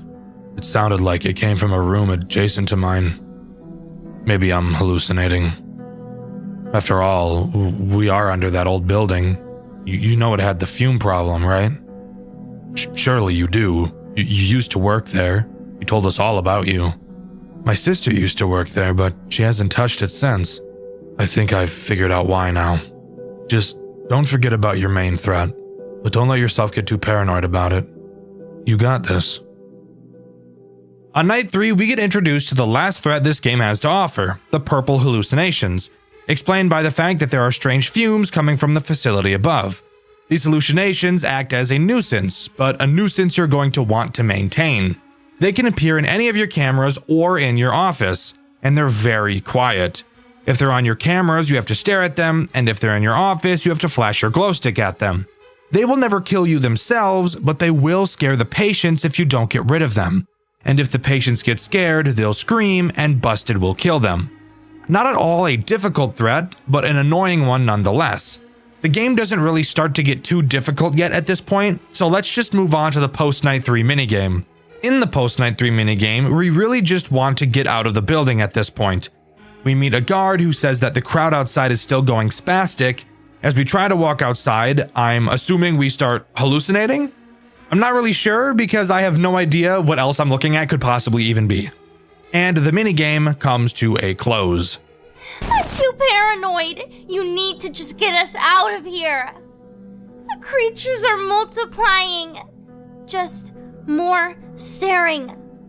Listen out for a squeal if something goes wrong over here. Those purple figures always come for us. Just make sure to get rid of them, please. What's going on over on your end?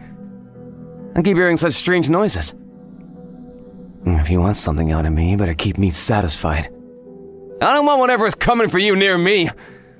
Ring the bell you were given if one of them is heading to my room, I wouldn't ring that bell all the time, since it is causing noises, of course. Don't be stupid.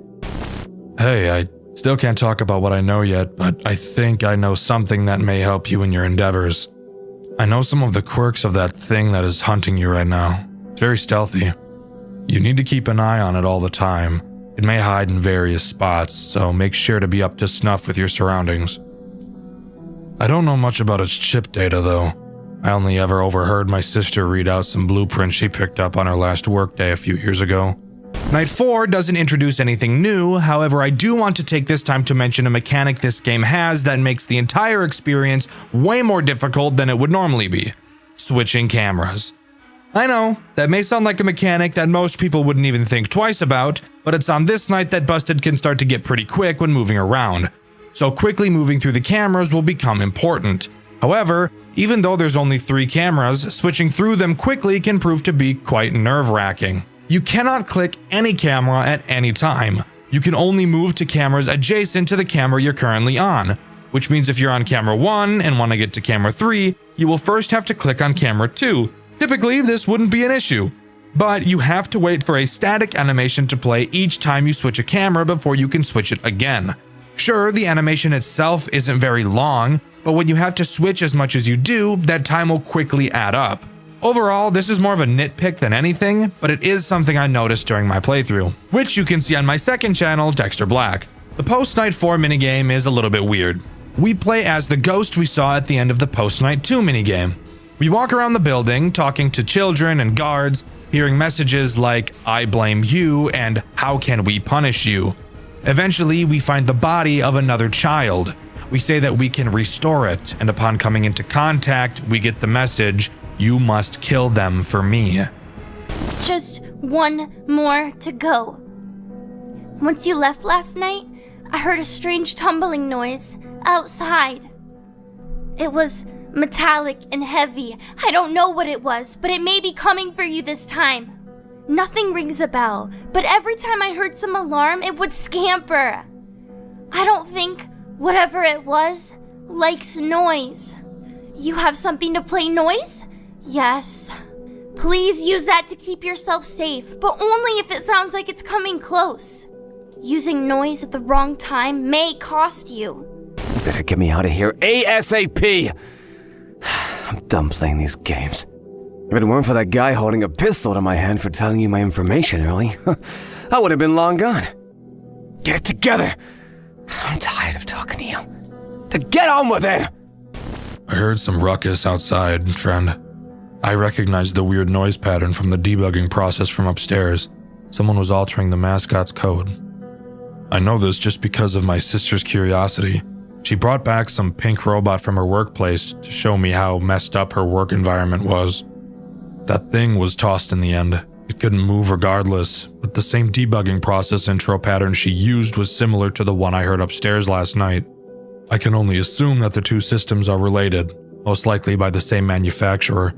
All I know is that those old models never liked being looked at after some wear and tear.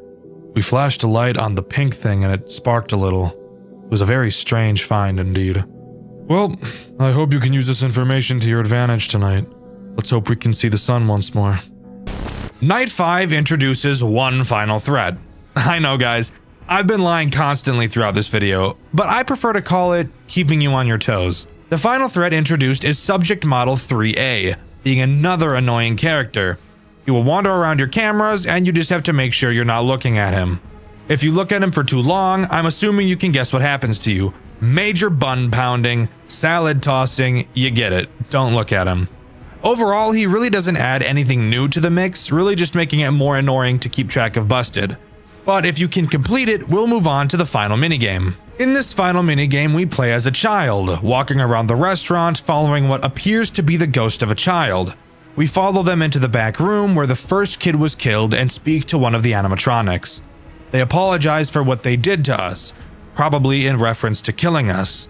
They said their chip made them do it and explained that someone else is pulling the strings and making the robots kill people. It ends off by telling us we will never see it again and to leave.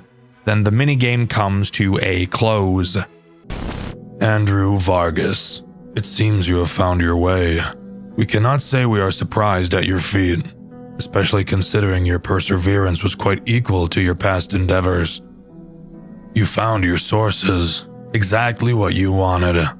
Though, did you ever think to look for more data you could use towards your search? The patients you have saved do not hold all of the information, but just enough for you to draw a plausible conclusion.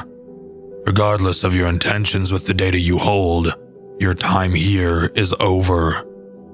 You have what you came for, but do you feel empty with what you hold? That is a question that will be left in the air for you to grasp. For now, you may take your prized patients outside of this facility with you.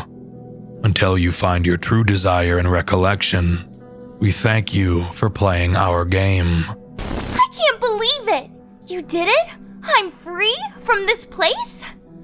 Oh, I must tell you what I know. Well, okay, I was a producer for one of the most popular animatronic performer shows a few years back. I was vital, but I got to the point where I knew too much, and that is how I wound up here. This man was someone I used to work with. He created these things for his own entertainment business, but he eventually took it too far. He created a powerful computer to control all of his creations from a distance, with whatever behavior he wanted. He always left his plans on his work desk, but one day he felt like something was off. Some grew suspicious of his projects, myself included, but I never took it as far as this one group of people. They were dedicated to finding his grand computer. They went as far as setting up hidden cameras around the building to track anything they could, anything that could leave a trace back to its whereabouts. But they never found it, because the man attacked and killed one of them.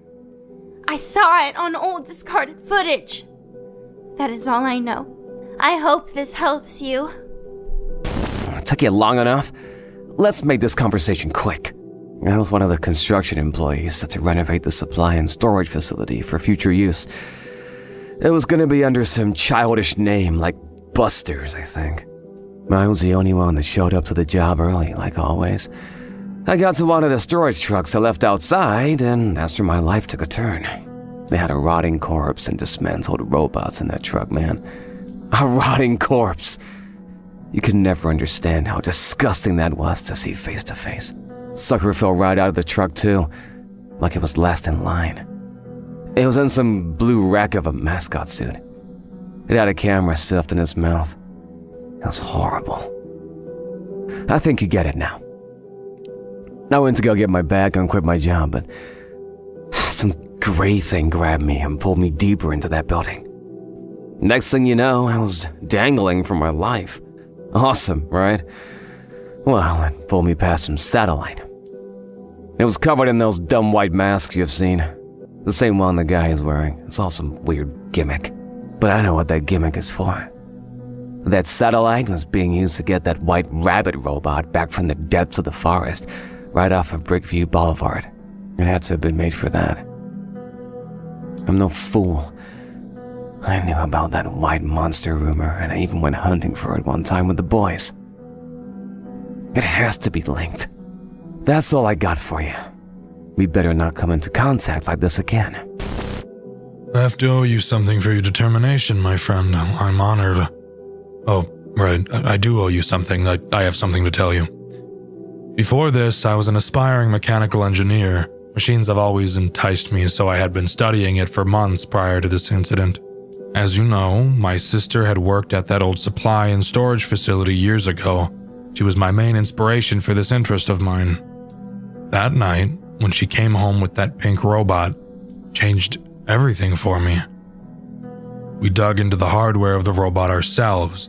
Our father had some spare tools in the garage, so we didn't have to rip into it to damage the thing even worse. We found a lot of weird oddities. One of the most obvious ones was its back. It had the tips of endoskeleton fingers buried in the suit piece, like it was torn apart by one of its own. Another one was its eye. We found a serial number printed in a fine black font face in the back of the eyelids, but it only routed to a 404 page on our home computer. Lastly, it had a code written on the inside of each of the suit parts. It read Model Pound 3C. I don't know the significance of the C. Maybe it was part of a trio, unless there are models with parts 3D or more. We extracted the chip from the robot, though. It was in a very rough condition, but it was somewhat intact. It even had a USB slot in it, which was extremely new at the time. We plugged the cord into our home computer, but it pulled up a ton of strange prompts. We clicked through all of them and found a folder with many text files inside of it. A lot of it was just a garbled mess, but some had what seemed to be addresses. They were impossible for us to decipher fully. Was this animatronic generation holding locations? That's the strange part. What's even more strange is that it had a file named task.txt amongst all the other distorted file names. We opened it, but for some reason the USB had ejected itself. We tried plugging it back into the computer, but it wouldn't pick it up again. All I was able to see before it disconnected was something along the lines of, "He must see what I have done, and maybe he will realize he should have stayed by my side. I know what I'm doing." That's all that I know, friend. See you on the other side. Project Readjusted's story doesn't throw the answers at you. It gives you pieces, conversations, job descriptions, weird one-liners, and you're meant to piece together what was really happening behind the walls of Buster's Diner World. But once you line everything up, the picture is pretty clear. Two employees start a project they don't fully understand. It gets out of control, and one of them ends up paying the price for it. It all starts after Buster shuts down. The public thinks the place is done, the animatronics are boxed up, and everyone has moved on. But Diner World Entertainment hasn't. They're still in the building, still tinkering, and still trying to push something forward, something they only ever call the project. And at the center of it are two people, Andrew Vargas and his co-worker, Matthew. The two are exploring the closed building long after hours, checking the animatronics, looking through old hardware, and trying to locate something hidden deep inside the cast. Something the company wants extremely badly. A special chip connected to a hostile presence in the animatronics. They can't pull it out safely, they can't study it while it's roaming, and they can't risk handling it directly. So their entire plan is built around one thing: lure the entity into range, pull the chip, replace it, and get out. But they can't do it themselves. They need someone to sit in the office every night, act like a regular night guard, and unintentionally draw the animatronics towards them so Andrew and Matthew can track the patterns. That's where Hayden comes in. On paper, Hayden is just watching the cameras for 6 short nights. In reality, he's bait. Everything he sees, Buster, Glancer, Redeemer, all of it is part of a larger plan to drag this thing out. And for the most part, the plan works. The animatronics are active, the patterns are recorded, the project moves into its second stage. But then something happens that completely derails Matthew. Someone else breaks into the building. A man who isn't supposed to be there. Someone snooping around who gets far too close to whatever Andrew and Matthew are doing. The fandom calls him the Spy, and Matthew panics. Instead of letting their secret get out, he kills the intruder. Not an accident, a choice. And it's the moment everything changes. Andrew is horrified, Matthew goes quiet, and from that point on, the two of them aren't on the same page anymore. Not long after that, Matthew disappears. No goodbye, no confession, no explanation. He's just gone. And Andrew is left with two things: a project he no longer trusts, and a friend who might have destroyed himself trying to finish it. When Project Readjusted 2 begins, we're not playing as Hayden anymore. We're someone closer to the company, a technician finishing their final assignment for Diner World Entertainment. This job isn't about survival, it's about data. Watching animatronic behavior, tracking motion patterns, feeding information back into whatever the project is turning into. And in the background of all of this, someone, heavily implied to be Andrew, keeps repeating the same thoughts. He's been gone for so long. I need answers. Where did he go? The entire game feels like Andrew trying to keep the company satisfied while quietly searching for any clue about Matthew's disappearance. Meanwhile, the animatronics are no longer just mascots. They're infested, corrupted, wired shut, and torn open. The prototypes that were experimented on long after Buster's closed. The project has clearly moved forward, and whatever they pulled from those animatronics is now being pushed into something else, something bigger, something human. And Andrew eventually gets the lead he's been waiting for, something that points away from Buster's, away from the diner entirely, and into a new location, a facility the company is tied to, a place where living subjects are being kept alive for testing. And to follow this trial, Andrew makes a deal, a job offer he can't refuse, something that promises answers about Matthew at a cost. That's where Project Readjusted 3 picks up.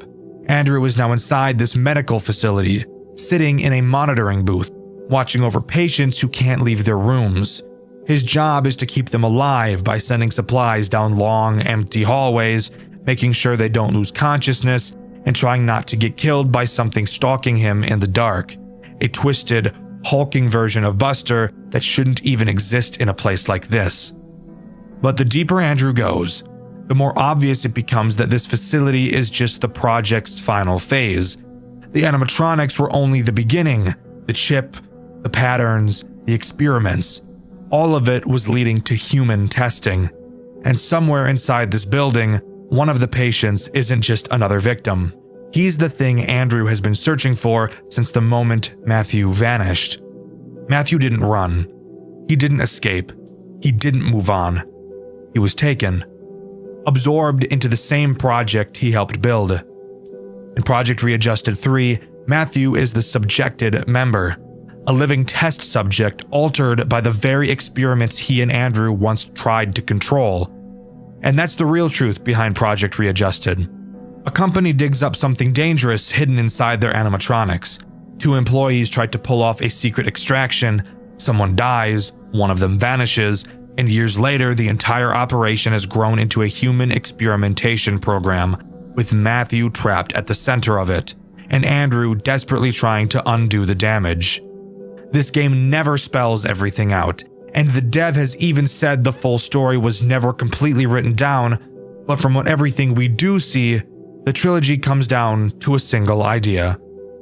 They started the project together, Andrew survived it, Matthew didn't. But as far as I could gather and as far as I'm aware, that's all Project Readjusted has to offer. There was supposed to be a final installment, Project Readjusted 4 Jet Black, but it was cancelled due to scheduling conflicts and the pair incident of Game Jolt, which I'm not going to dive into today. Maybe another time. Overall, I think each game in this series progressively got better and better. I think the story I was able to piece together is really interesting and very good, but I really wish it was more concrete so I didn't have to speculate as much as I did. Project Readjusted 3 is a phenomenal FNAF game and one of the most creative I've ever seen, and I highly recommend you give this series a try. But let me know what you think. Do you agree with me, or do you think Project Readjusted is actually just a confusing dumpster fire? The Five Nights at Freddy's formula. Arguably what defines a FNAF game in the genre of a FNAF game. You're stuck in a small space, you can't move, and several threats are trying to eliminate you as you use a small amount of tools to defend yourself for an arbitrary amount of time. This, in a nutshell, is Five Nights at Freddy's as a genre. However, there are some Five Nights at Freddy's fan games that don't follow this formula, and if it wasn't for the use of the characters from the original game, you would have no idea that they were even FNAF games to begin with. And maybe you can think of a few games like this. The game I'll be covering today is another one of those games. A game so unique, so good, that if it didn't use official FNAF characters, it could easily be its own fantastic survival horror experience. So sit back, strap in, and join me today as we cover Fredbear and Friends Reboot. You can honestly think about Fredbear and Friends Reboot as more of an Outlast, Resident Evil, or Poppy Playtime style game, purely in terms of how it plays. It's a story-based, free-roam survival horror game, except it uses characters and settings from the Five Nights at Freddy's universe, and it's honestly super cool. We play as a guy named Thomas. When this game takes place, the Fredbear and Friends restaurant had been closed for over 26 years, and together with our friends Chris, Ashley, and Richard, they all decided it'd be a great idea to do some urban exploring in the now abandoned building, not knowing that they were about to walk into a sick and sadistic death trap, the likes of which they'd never experienced before. We drive to the restaurant where all of our friends are waiting and head inside to find them. We all talk about what the plan is, and it seems like they don't even fucking have one. So like, why are we even here? No matter, we decide to all split up like Scooby and the gang to explore faster, something I would never agree to do because this building is so dark I can barely see 10 feet in front of me. So, to solve the darkness problem, Richard finds the power room as we enter the office of the building. Successfully turning the power on, I ask the question, is it even possible for a building 26 years abandoned to even be able to have power? That's a genuine question, by the way. I mean, I guess it makes sense, but like, who's paying that bill? The city? I have no idea. After having our fun in the office, we meet back up with our bald friend Chris. I know being bald isn't a crucial plot point, but a plot point I found relevant to point out. Like, imagine being bald. Couldn't be me. I have luscious locks. Bald bitch, loser bitch, boy, loser bitch. Chris tells us he wants to continue exploring to find out more about this place, which I call bullshit on because this bald loser is sitting down and is actually not exploring a damn thing. Heading back to the office, we find 2 documents for Chris since he's too lazy to go look for himself. One of the documents mentions the animatronics acting up, and the other talks about an armed man in a purple suit. I wonder who that could possibly be. We go back to where Chris was, only to find him missing. After exploring around, we realize we can't find Richard or Ashley either. We hear a voice in the distance yelling to get away, and later hear what sounds like Richard getting attacked. What the fuck? We decide to say fuck our friends and run to the exit, only to find that the door is somehow locked. We decide we need to go hide in the office since there's a door we can close to keep ourselves safe. As we run down the hallway, we run into Chris. Relieved, we go to greet him, only to watch him get snatched from something hiding in the vent on the ceiling, pulling him up into the ceiling and tearing him apart. Yeah, not this way though, not fucking that way, no we ain't. We obviously turn around and go to the other entrance of the office since I'm not about to get ganked like Chris just did. As we go to the other hallway, we can hear loud metallic footsteps following behind us.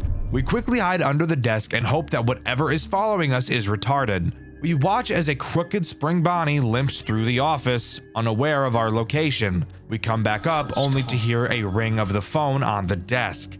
We answer the phone to be greeted by some douchebag using voice mod like those guys that go on Valorant to flirt with any female over the age of 10. If you want to survive, listen very closely. He tells us how to survive each of the 8 animatronics.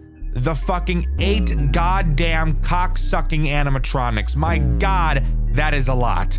I'm not going to explain every single animatronic at the same time right now because that would be boring as fuck. And trust me, this phone call was also boring as fuck.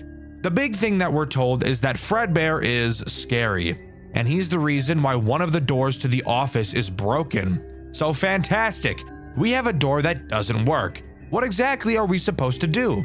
I have no idea. I have no direction whatsoever aside from let's go see if I can break the exit door down. But before we can try anything, we're forced to listen to a cutscene while there are 8 hungry robots whose mouths begin to water whenever they smell my gooch. During this cutscene, we're put into the perspective of a mechanic named Simon. We're told that we have to go into the Fredbear's building to fix some of the robots because the customers reported them to be acting aggressive.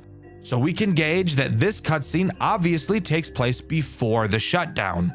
After this cutscene, we're actually put into the perspective of this mechanic as we head inside the building to solve the problem at 5 in the morning because as an engineer, we're on call all the time, yet still get paid like dog shit and are still expected to just wake up and travel at any time, even for the smallest of reasons that could 100% wait until my fucking shift starts. But alright, Let's go, I guess. As we enter the building, we notice the animatronics are on for some reason, and they shouldn't be at night. We figure somebody just forgot to shut them off, so we go to the employees' room to flip the switch to power them off to take a look at them. After grabbing the key from the office and heading inside, we find that the power lever for the robots is actually already off, yet for some reason, the characters are still on. We decide to just manually shut them off to work on them instead. So we walk to the stage, reach up to turn off Spring Freddy, only to get that Soulja Boy cranked on us and get knocked the fuck out by a guy who I can only assume to be the guy we heard on the phone. We come back to playing as Thomas again, and are tasked with obviously finding a way to get the exit door unlocked. We find a key to the bathroom on the office shelf and head down the hall to go inside. Inside of the bathroom, we find a hammer that we hope we can use to break the lock on the exit door. However, as we exit the bathroom, we see the non-attractive, fat-ass version of Chica heading in our direction, so we quickly jump inside of one of the stalls to hide. We hold our breath as Chica passes by and quickly run out to the exit door. We break the handle to the door and open it, seeing the final exit door. We don't get far before Foxy jumps out at us for some fucking reason. This door was locked? Why the hell was Foxy on the other side of it? Oh well, what the fuck ever. It's a little bit more important right now that we run away from the murder robot behind us. We run back to the employee room and hide behind a shelf. Foxy walks inside, but before he can find us, he hears a noise coming from the door inside of the room. Opening it, he finds who I can only assume to be Richard and jumps him like he's in Detroit. We take this chance to book it back to the exit. As we run, we hear Richard getting torn apart, screaming. We get to the door just in time, and Jesus fucking Christ, the door is gone? What the fuck? Let's ignore the fact that this doesn't make sense, because I don't think I need to explain to you why a door disappearing doesn't make sense. We turn around to see a certain large twitching bear. He just screams in our face and disappears, clearly being a hallucination. We figure there's no better time than the present to find another exit. As we walk into the main party room, so does Spring Bonnie. And now's the time where I can talk about how he works. Spring Bonnie is as basic as it gets when it comes to a survival horror character. He patrols around the building, and if you get too close to him in his line of sight, he'll start chasing you, and he won't stop chasing you until he kills you. And there's also no chance you're going to outrun him. The only way to get him to stop chasing you without dying is to lure him to the side of the office with a door and close it. But you also really have to be careful with how you close this door, because it doesn't work how any normal FNAF door would. It only stays closed for about 2 seconds, so make sure you time this properly. Nope.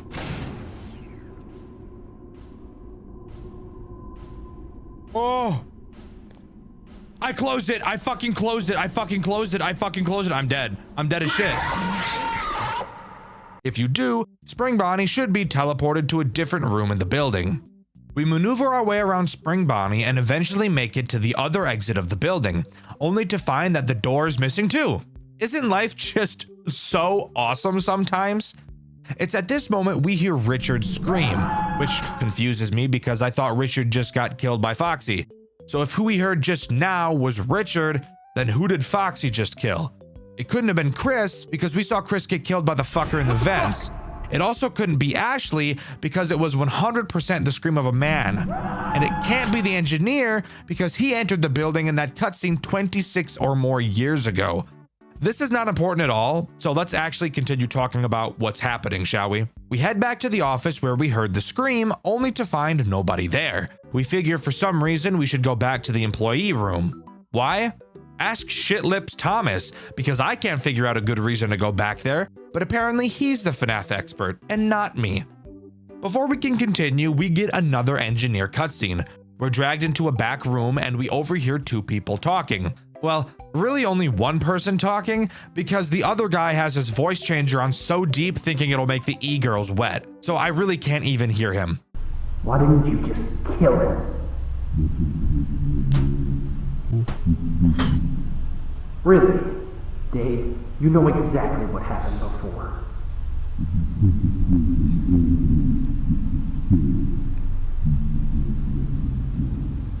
The voice I can hear sounds suspiciously like the guy on the phone who called us here at 5 in the fucking morning. He tells voice changer guy that he should just kill us so we don't get away like the other engineer and spread the word about what they're doing. After not doing it, the phone guy decides to just do it himself, so he enters the room and stabs us to death. Fantastic. I really shouldn't have lived in Chicago. Everyone in Chicago gets stabbed. Going back to the employee room, we find the corpse of a police officer. Seeing that his radio had been taken, we now know that whoever is behind this really knows what they're doing. But we figure that because a police officer went missing, that other officers will be arriving at some point to look for him. So knowing all we have to do is survive, this game's most agonizing survival section finally begins. And I get to explain what all of the characters do in grueling detail, because they're all laid on us at the exact same time, and we're just supposed to remember what they all do from the 2-minute phone call we got 15 minutes ago. Hooray. Alright, well, the goal is easy. Just survive until 6 AM without getting found by any of the animatronics. Sounds simple enough. All we have to do is track all of their movements and learn their patterns, and then find a spot in the massive 3D environment where none of the characters ever have a line of sight to, right? Almost, but not really, because one main character. Bonnie. Bonnie is this game's way of preventing you from doing exactly that.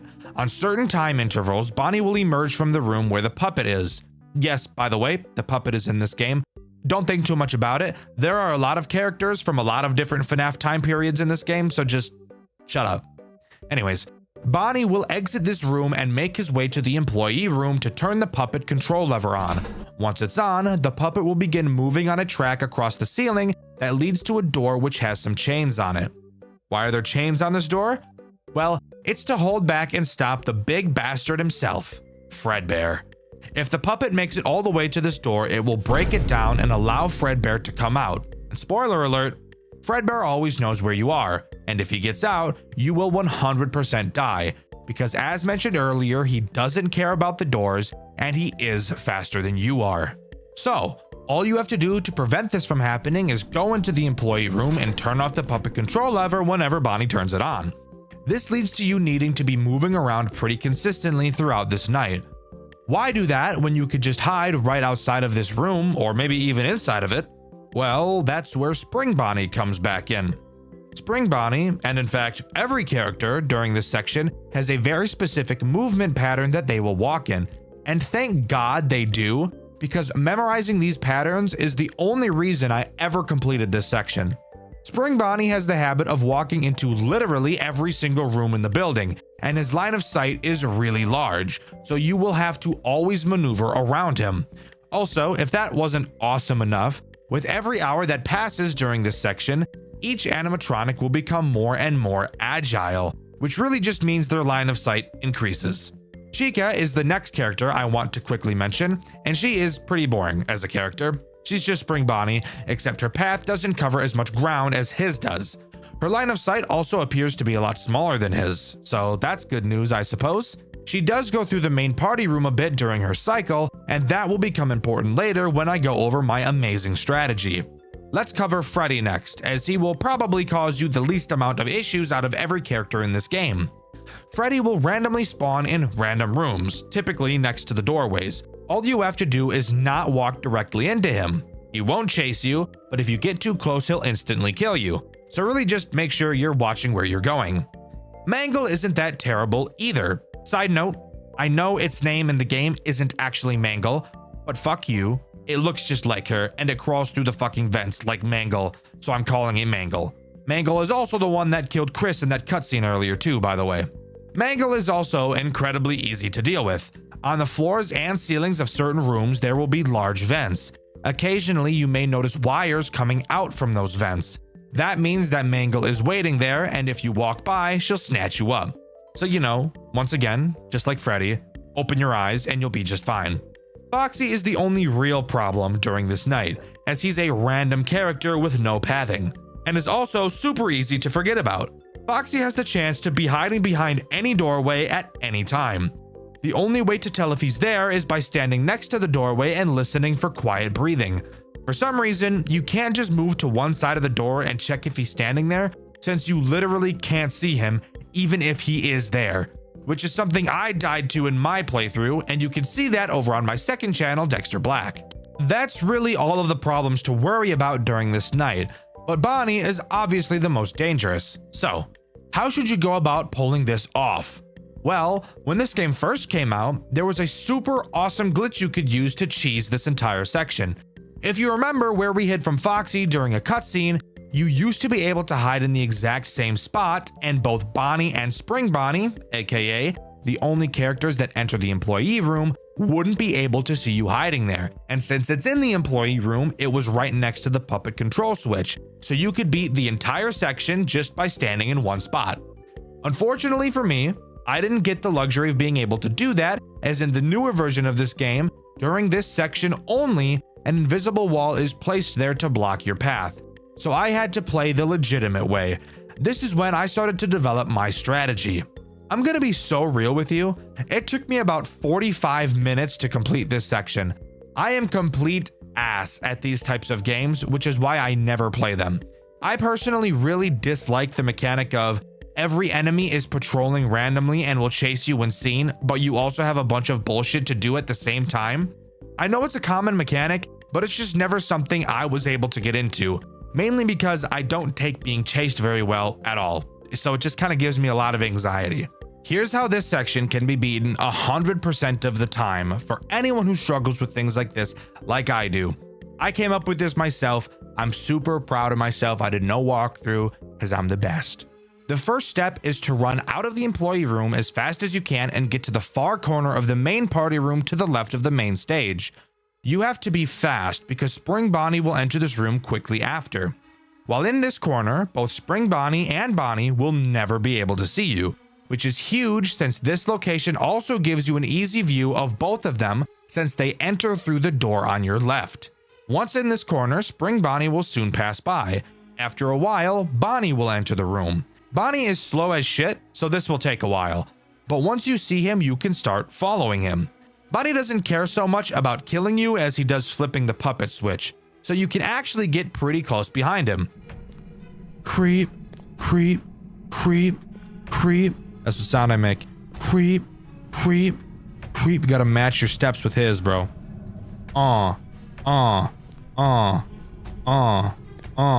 Boom, boom, boom.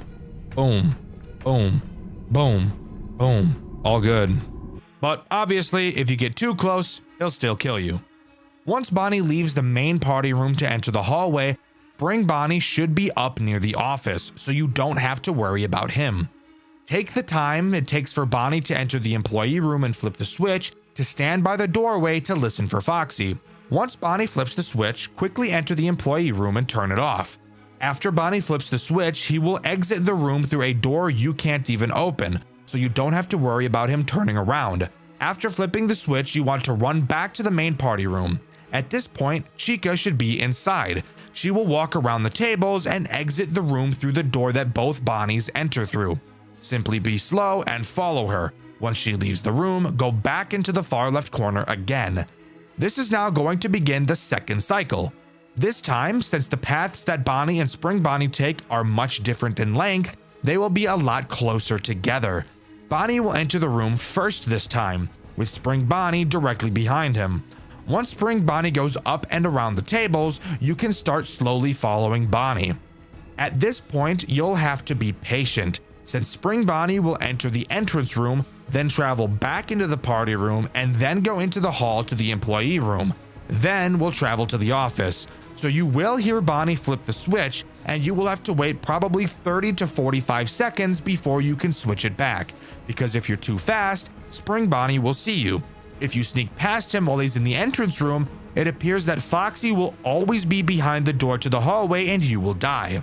So it's your best bet to just wait for Spring Bonnie to finish this cycle and start walking to the office.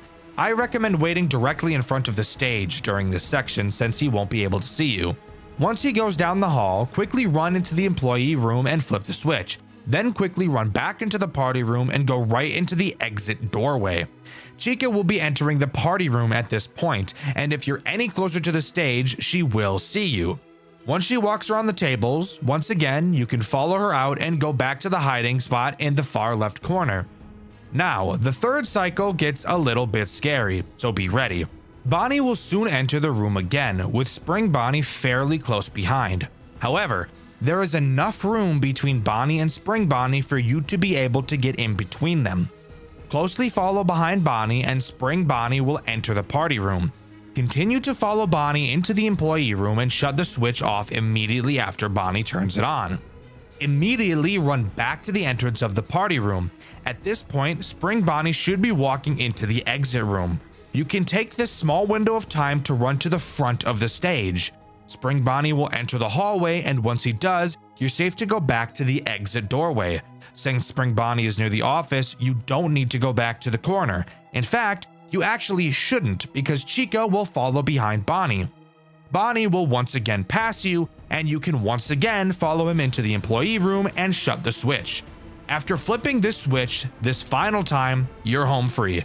Simply sit in the employee room and this nightmare of a section will come to an end.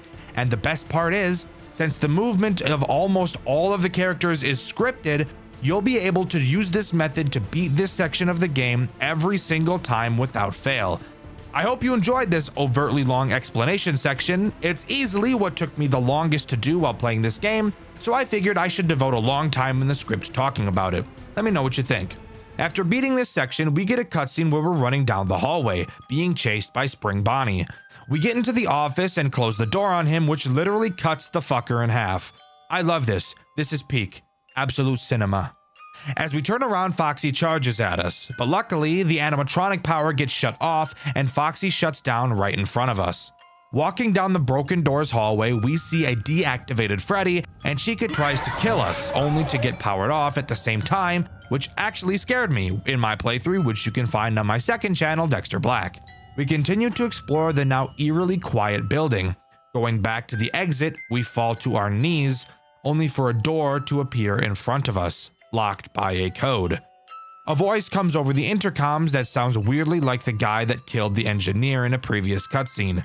He tells us that he's impressed by our work and that the animatronics we faced thus far will be deactivated for the remainder of our stay, aside from two, who he calls his favorites.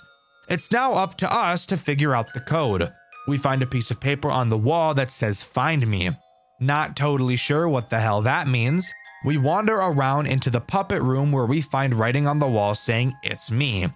Next to this message, we find another piece of paper saying "My back is to the corner." After reading this note, the two threats of this section activate: Fredbear and Mangle. Again, Mangle acts a bit differently, so let's talk about her first. This time, she's no longer in the vents. She's walking around the building.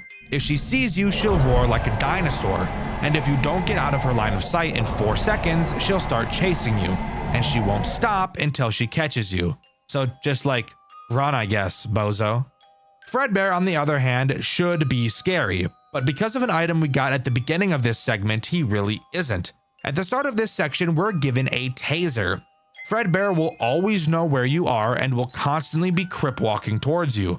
Except, Fredbear while walking is very slow, so you can easily stay away from him.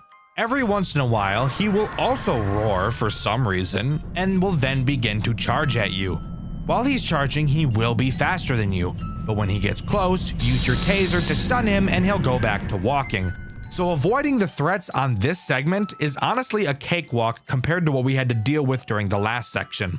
Now, I had a stroke trying to figure out what "my back is to the corner" meant. What you have to do is find Freddy, since his back is to the corner of the wall. Except not really, because his back is just to the wall, not really the corner. Regardless, on his back is another note stating camera 2. I've neglected to mention the cameras thus far, but that's because they're literally completely useless for the most part. Throughout the building, there are several monitor stands where you can place your monitor, because I guess you can't just hold a fucking iPad with your hands. You instead need a holder like a toddler who blares annoying ass YouTube videos while in a public restaurant, and the parents just find nothing wrong with that since they'd rather have the internet raise them instead of them. Anyways, when you place the monitor down, you can look at the cameras. Big whoop. Using your eyes is better in a game like this because you can walk around freely. Regardless, looking at camera 2 now, we find another message saying "I'm here." Going to the location of camera 2, you'll find another note saying "Look up." On the ceiling, you'll find the number 7 and yet another note reading inside my head. What this means, if you were a genius like me, is that you have to go to Foxy in the office and look in his mouth. Inside, you'll find the number 3 and another note reading behind a curtain. Now, there are 3 curtains in this building, and you have to look at each of them in a specific order, which is dumb because all you're doing is looking behind them. Behind the last curtain, you'll see the number 7, and then some text reading "the safest place" will start flashing on your screen. Let's pause. I really don't understand why it wasn't just another note. This is supposed to be like an escape room set up by the guy that locked us in here. How the fuck was he able to make us hallucinate a phrase? I don't know. Let's move on. The safest place refers to the office. Going back to the office, we find another note reading the second digit. Obviously, the second digit is the number 3, as it's the second digit we found on this little scavenger hunt. Finally, going back to the exit door, we can type in the code 6373. Fun fact, by the way, you can actually just type in this code at the start of this section if you don't want to go through all the bullshit I just explained, because there's no check here to see if you have or not. But after punching in the code, the door disappears. Opening another door that it was covering leads to another room with no fucking door. Falling to our knees again, all of a sudden the door reappears for some reason, and a bunch of police officers barge in past us, and we're taken out of the building to safety. After being rescued, we're shown a cutscene where Thomas is either being interviewed by police or is in a therapy session. I can't quite tell which one is correct. He freaks out about his friends being killed and then realizes he never heard anything from Ashley. No screams, no body found, nothing. This makes him tweak like when I'm in line at the grocery store and some 40-year-old mom pulls out her own grocery bags to save the environment. You want to know what I do when I see someone using their own bags in the grocery store? When it's my turn in line, I tell the bagger, hey, all my shit, double bag it. Anyways, after this cutscene, we're thrown into the credits, but that's not where this game comes to an end. We actually get a post-credit scene like it's a Marvel movie, where Thomas is in his room. He wakes up in the middle of the night and looks out his window, only to see the silhouette of an animatronic we never saw in the pizzeria staring back at him. And finally, Fredbear and Friends Reboot comes to a close. Overall, I think this game was a super enjoyable experience. Did I get overtly frustrated and almost give up while playing the survival section? Yes, but I beat it, and I'm glad I did. The story to this game is simple and nice. There's no retarded digging that we have to do to learn the simplest things like a fucking name of a character, Scott, asshole. We're instead just given a story the way it should be given. A few mysteries here and there, but nothing so overtly frustrating that it makes it not fun to figure out. The game looks gorgeous, it plays well when you understand what you're doing, and overall I would highly recommend you give it a go. Juniors is the most unique FNAF fan game I've ever played, and I have played a lot of them. Really, I've quite literally built my entire career around playing FNAF games, and Juniors is 100% the most fun I've ever had playing any FNAF game ever designed. This video is here to go over everything I love about the game and the few things that I hate, because truly, I do not believe there is currently any FNAF fan game that does the formula better than Juniors. So let's waste no more time on the intro that nobody cares about and get into the best FNAF fan game ever made. Before we begin talking about Juniors, I want to tell a bit of a story, or I guess more of a fun fact. I actually wanted to avoid playing and reviewing Juniors for the longest time. I've been getting suggestions for it since my first ever FNAF video over a year ago, and I've always decided that I didn't want to touch it. Why? Because I used to have this really cringy way of thinking. If something is popular, it must be overrated type of mentality. After finally sitting down and playing through Juniors, seeing it completely blind for my first time ever, I will never in my life think like that ever again. This game truly has made me more passionate to create content more than any other game ever has. Set your expectations as high as you want, and I guarantee Juniors will still blow them out of the water. We play as an unnamed paranormal investigator. We're assigned with exploring the supernatural presence of the restaurant Juniors. As I'm sure you may have guessed, yes, this is the same Juniors that can be seen in the Midnight Motorist minigame from Pizzeria Simulator. We wake up in a place called the Barrens, which seems to be a limbo between life and death. Looking up, we can see what I assume to be our own brain, and we soon meet a character named Paul Bear. Throughout this game, we don't learn much about Paul Bear, but he is the only friend we have throughout the game. Paul Bear explains that there is an evil presence inside of the Juniors establishment, only ever referring to it as the Ghost. Eventually, we strike a deal with Paul Bear. He agrees to help us with our investigation of Juniors, and we agreed to help Paul Bear find freedom from the Ghost by defeating it in one way or another. With that, we head to bed and start our first night. Usually, the way I talk about nights in FNAF games is pretty basic. I bring up which threats are introduced, how to deal with them, and throw in a dick joke or something. However, Juniors does the entire FNAF formula so differently from any other FNAF game I've seen, so covering this is going to be a fun change of pace. To start, Juniors completely gets rid of the sit and survive style of gameplay that most other FNAF games have. The game still has the classic 6 nights, however, each night isn't completed once you've made it to an arbitrary time limit. Instead, similar to a game like Pizzeria Simulator, progression is based on finishing tasks. Except the key difference between the tasks in Pizzeria Simulator and the tasks in Juniors is that one of those games has super fun tasks that I look forward to doing, and the other game is fucking Pizzeria Simulator. But what exactly are the tasks in Juniors? I'm so glad you asked, because these tasks are the sole reason why this game is so amazing. Throughout the night, the ghost Paul Bear was telling us about will enter one of the animatronics at random. It's our job to watch the cameras for weird anomalies and figure out which animatronic is possessed. And each night, you will have to correctly identify where the ghost is more and more times. On night 1, you need to correctly identify the ghost 2 times, and with each subsequent night, that number goes up by 1. But before we really get into that, there's something else that this game does that I wasn't expecting. Typically in FNAF games, the animatronics will make their way to your office and try to attack you. This is actually not the case in Juniors. The animatronics will never come to your office. Well, at least not in the typical FNAF way, but I'll cover that in a minute. The tools at our disposal are pretty minimal. We have our cameras, control panel, and our repair room. Throughout the course of the night, if you check your control panel, you will be able to see the condition of each of the 6 animatronics. Yes, 6. You've got the main 4, with the addition of the marionette and balloon bitch, or as this game calls him, balloon baby. As the night progresses, the condition of each of these characters will decrease. If they ever go completely empty, they'll use your ass as sustenance and gobble it up. At any time, you can send one of the animatronics onto a conveyor belt that will bring the character to your repair room. Once inside the repair room, you can quickly fix them and send them back into the pizzeria. This will cause their condition to go back up to 100. However, you have to be careful, because if you send the possessed animatronic to your office, it's game over. Another thing to note is that you can't send more than one character to your repair room at a time. Moving on to the actual ghost hunting part of this game. As mentioned previously, there are 6 characters that the ghost can possess.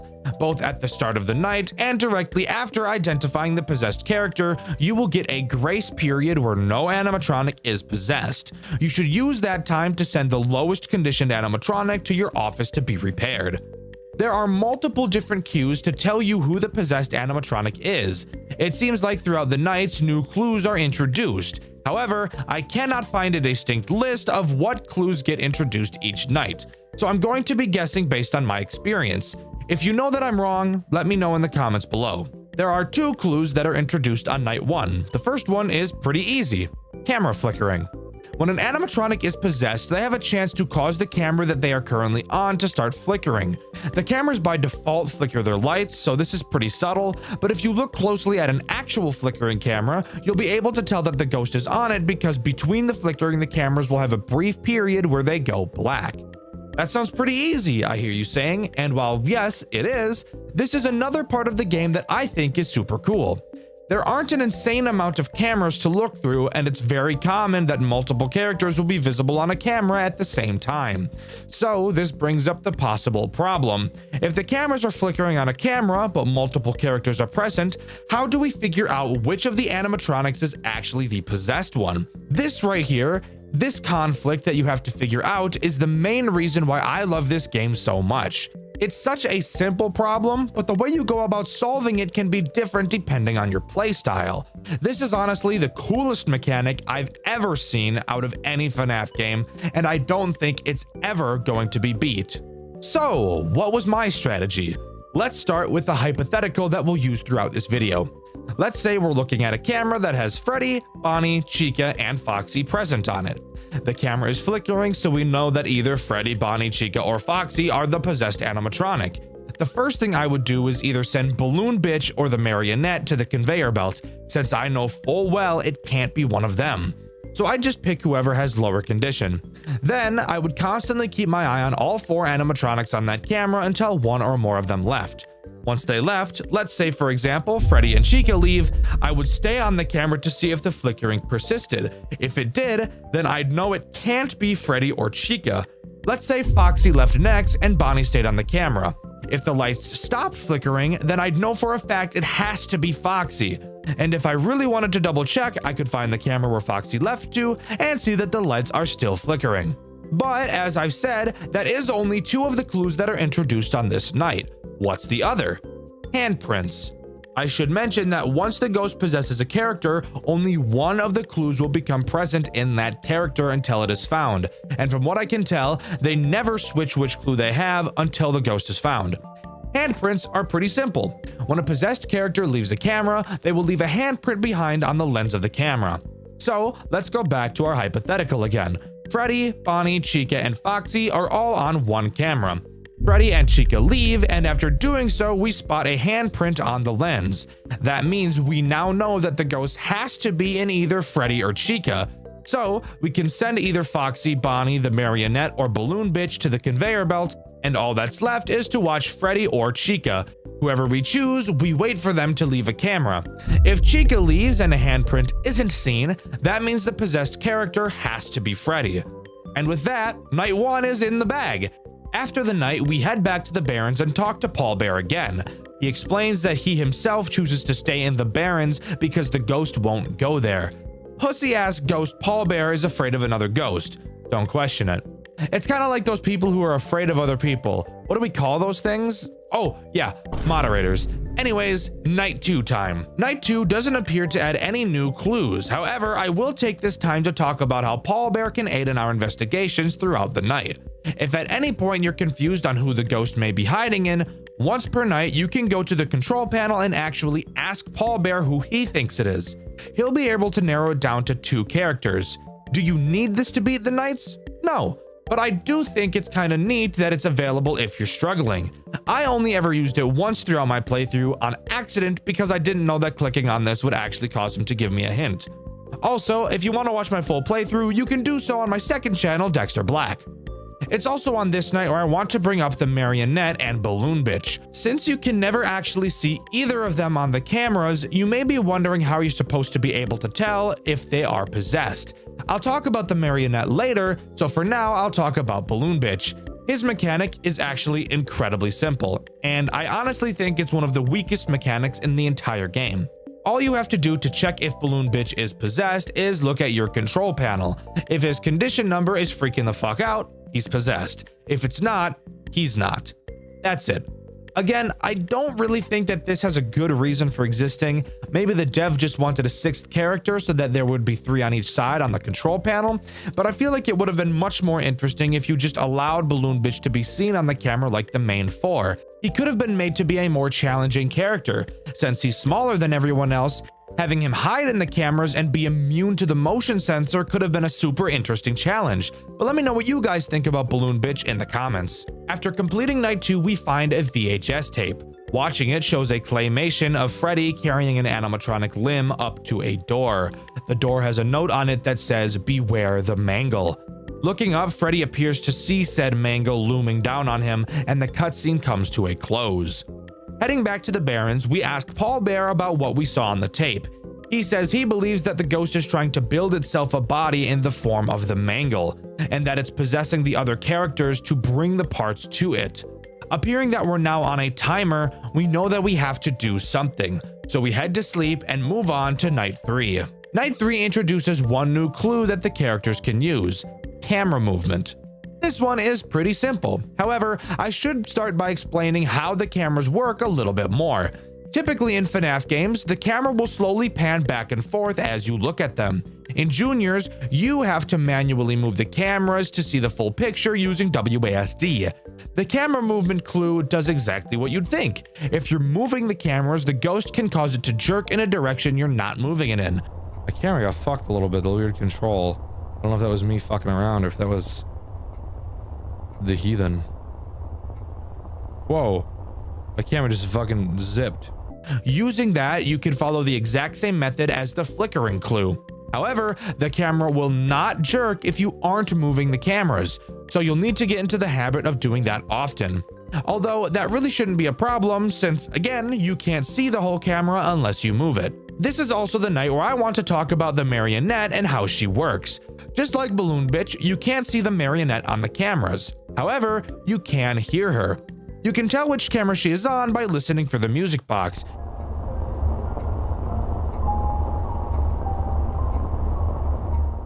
If you hear it, then you know that the marionette is on whichever camera you're looking at. Fundamentally, is this different from the 4 main characters? No. However, I do think it's a super fun addition to the formula, where if we were using our hypothetical again from earlier, let's imagine all 4 of the main characters are on a camera and the camera is jerking in a random direction when we move it. Then all 4 characters leave at the same time, but the camera is still somehow jerking. Then you notice that you've been hearing the music box the whole time and just weren't paying attention. Now you know that it has to be the marionette. It's not that it's hard to figure out, but it may be something that slips your mind as you're so focused on trying to find the ghost. I love the marionette in this game, and if you couldn't guess from my constant glaze, it's the best marionette I've ever seen out of any FNAF game. After completing night 3, we find another tape. On it, we watch the ghost leave Freddy and move to Bonnie. Then see Bonnie carry another piece of the mangle to the secret door. This is another thing I really like about this game. Even though you can't feel it, you know both you and Paul Bear are in a race against the clock, as with every passing night, the mangle gets closer and closer to being completed, and you know that once it's finished, your chances of winning become slim to none. Heading back to the Barrens, Paul Bear isn't present. Climbing up a ladder, we find him in a tree looking out at the brain. We tell him that our investigation ends soon.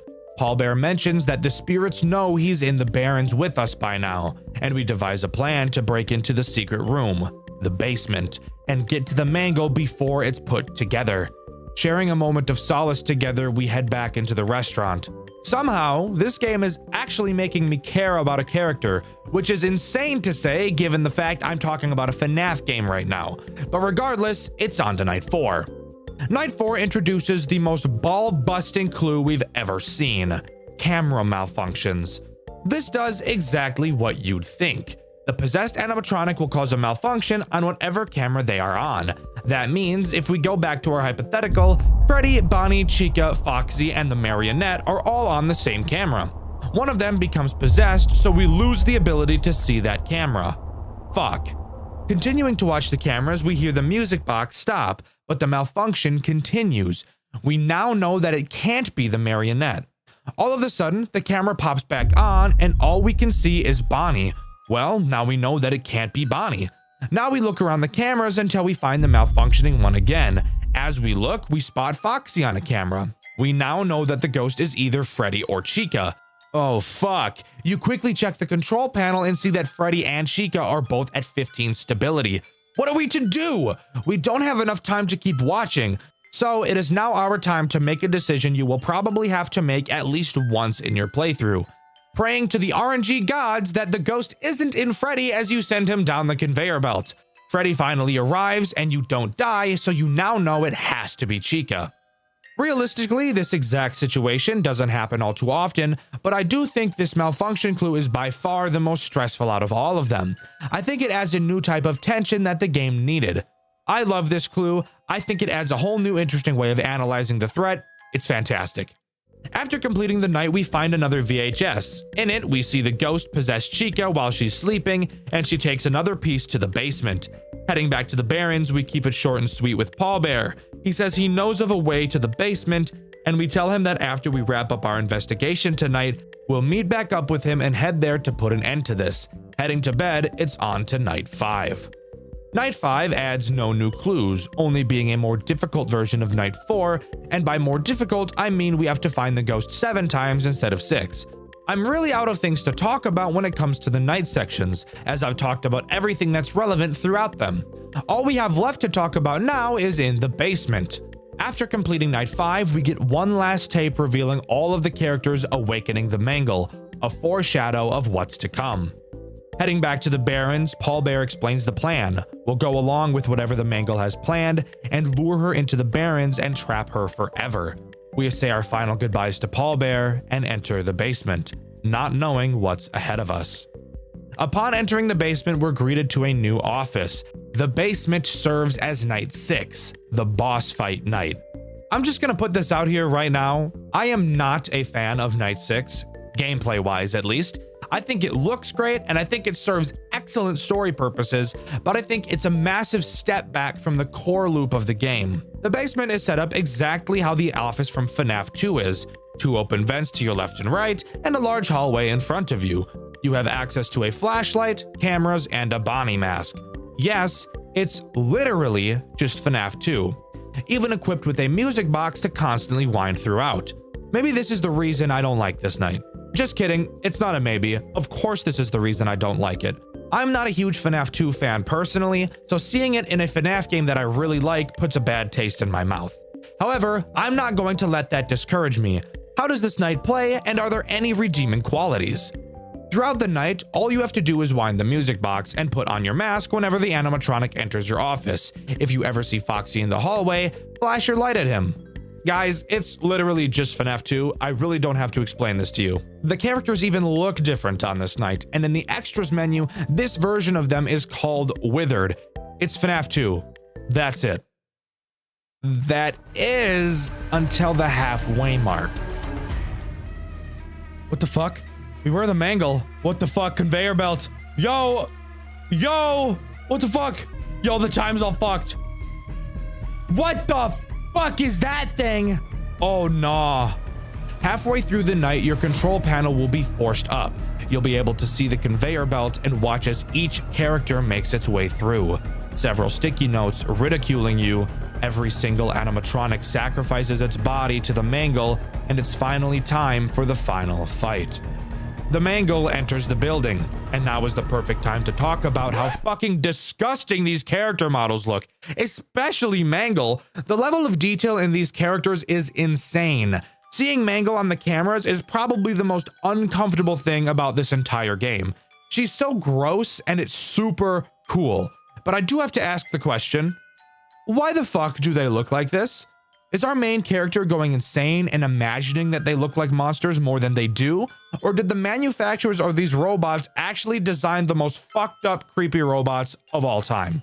Anyways, once the Mangle spawns, the way this night is played changes. Now, for some unknown reason, Mangle has an owl attached to her. Does that make sense? I'm sure there's a reason for it, but I can't for the fuck of me figure out what that might be. Occasionally, this owl head will appear in either of your 2 vents. When it does, all you have to do is put the mask on until it leaves. Mangle herself has a chance to appear in the hallway. As far as I can tell, she has no sound cues, so you have to constantly check for her yourself. When she's there, hold the flashlight on her until she leaves. Finally, we have the most soul-sucking, nutsack-tearing, butthole-puckering mechanic in the entire goddamn game. The Ghost. The Ghost can appear on any camera. You'll be able to tell because you can see her hand. When you see the Ghost, all you have to do is hold the light on the camera until it disappears. You might be asking yourself, why the fuck is that a problem? That sounds even easier than the owl. Hell, I almost guarantee you will never be able to see the cameras in your entire fucking life. Why? Well, as I'm sure you're aware if you've ever played a FNAF game before, when a character moves from one camera to another, it's very common for the camera to go black for a moment. This is done so that you don't see the characters teleporting out of sight. However, the Mangle moves so goddamn cocksucking fast through the cameras that they will be black for about, I don't know, 90% of the fucking night. Meaning that, very rarely will you be able to check if the ghost is on a camera. Could we stop? Could we stop? Literally, what the fuck am I supposed to do? She's moving around the camera so fast, I can't even fucking look to hold the light on her. I feel like this is unintentionally difficult, but it's actually so bullshit, it's not even close to fun. This is the main reason why I dislike Night 6 as much as I do. Dying because I couldn't find the ghost because I can't see the fucking cameras for more than 0.3 seconds every 14 decades is not fun. It ruins the pacing of the game and destroys all immersion I had in the situation. But if you can manage to not get fingered by the ghost, you'll survive to 6 AM and lure the ghost into the Barrens. The ghost grabs Paul Bear, revealing he himself is a costume, not an actual plush bear. Surprise, surprise. This should have been obvious. The ghost tells Paul Bear she's going to kill us, but we quickly run up behind her while she's distracted and fucking gank her ass. Dead kids! Rah! Rah! The screen cuts to black. We learn 5 years later, Juniors would reopen after some significant rebranding, focusing on, quote, family fun and above all, safety. A line that should be familiar sounding if you've played the official games. Finally, a character named Jeremy is asked when they're free to start the job. Let's pause. This twist is pretty damn cool. We saw an exact replica of the FNAF 2 office on Night 6, and now we learn that Jeremy Fitzgerald is being hired.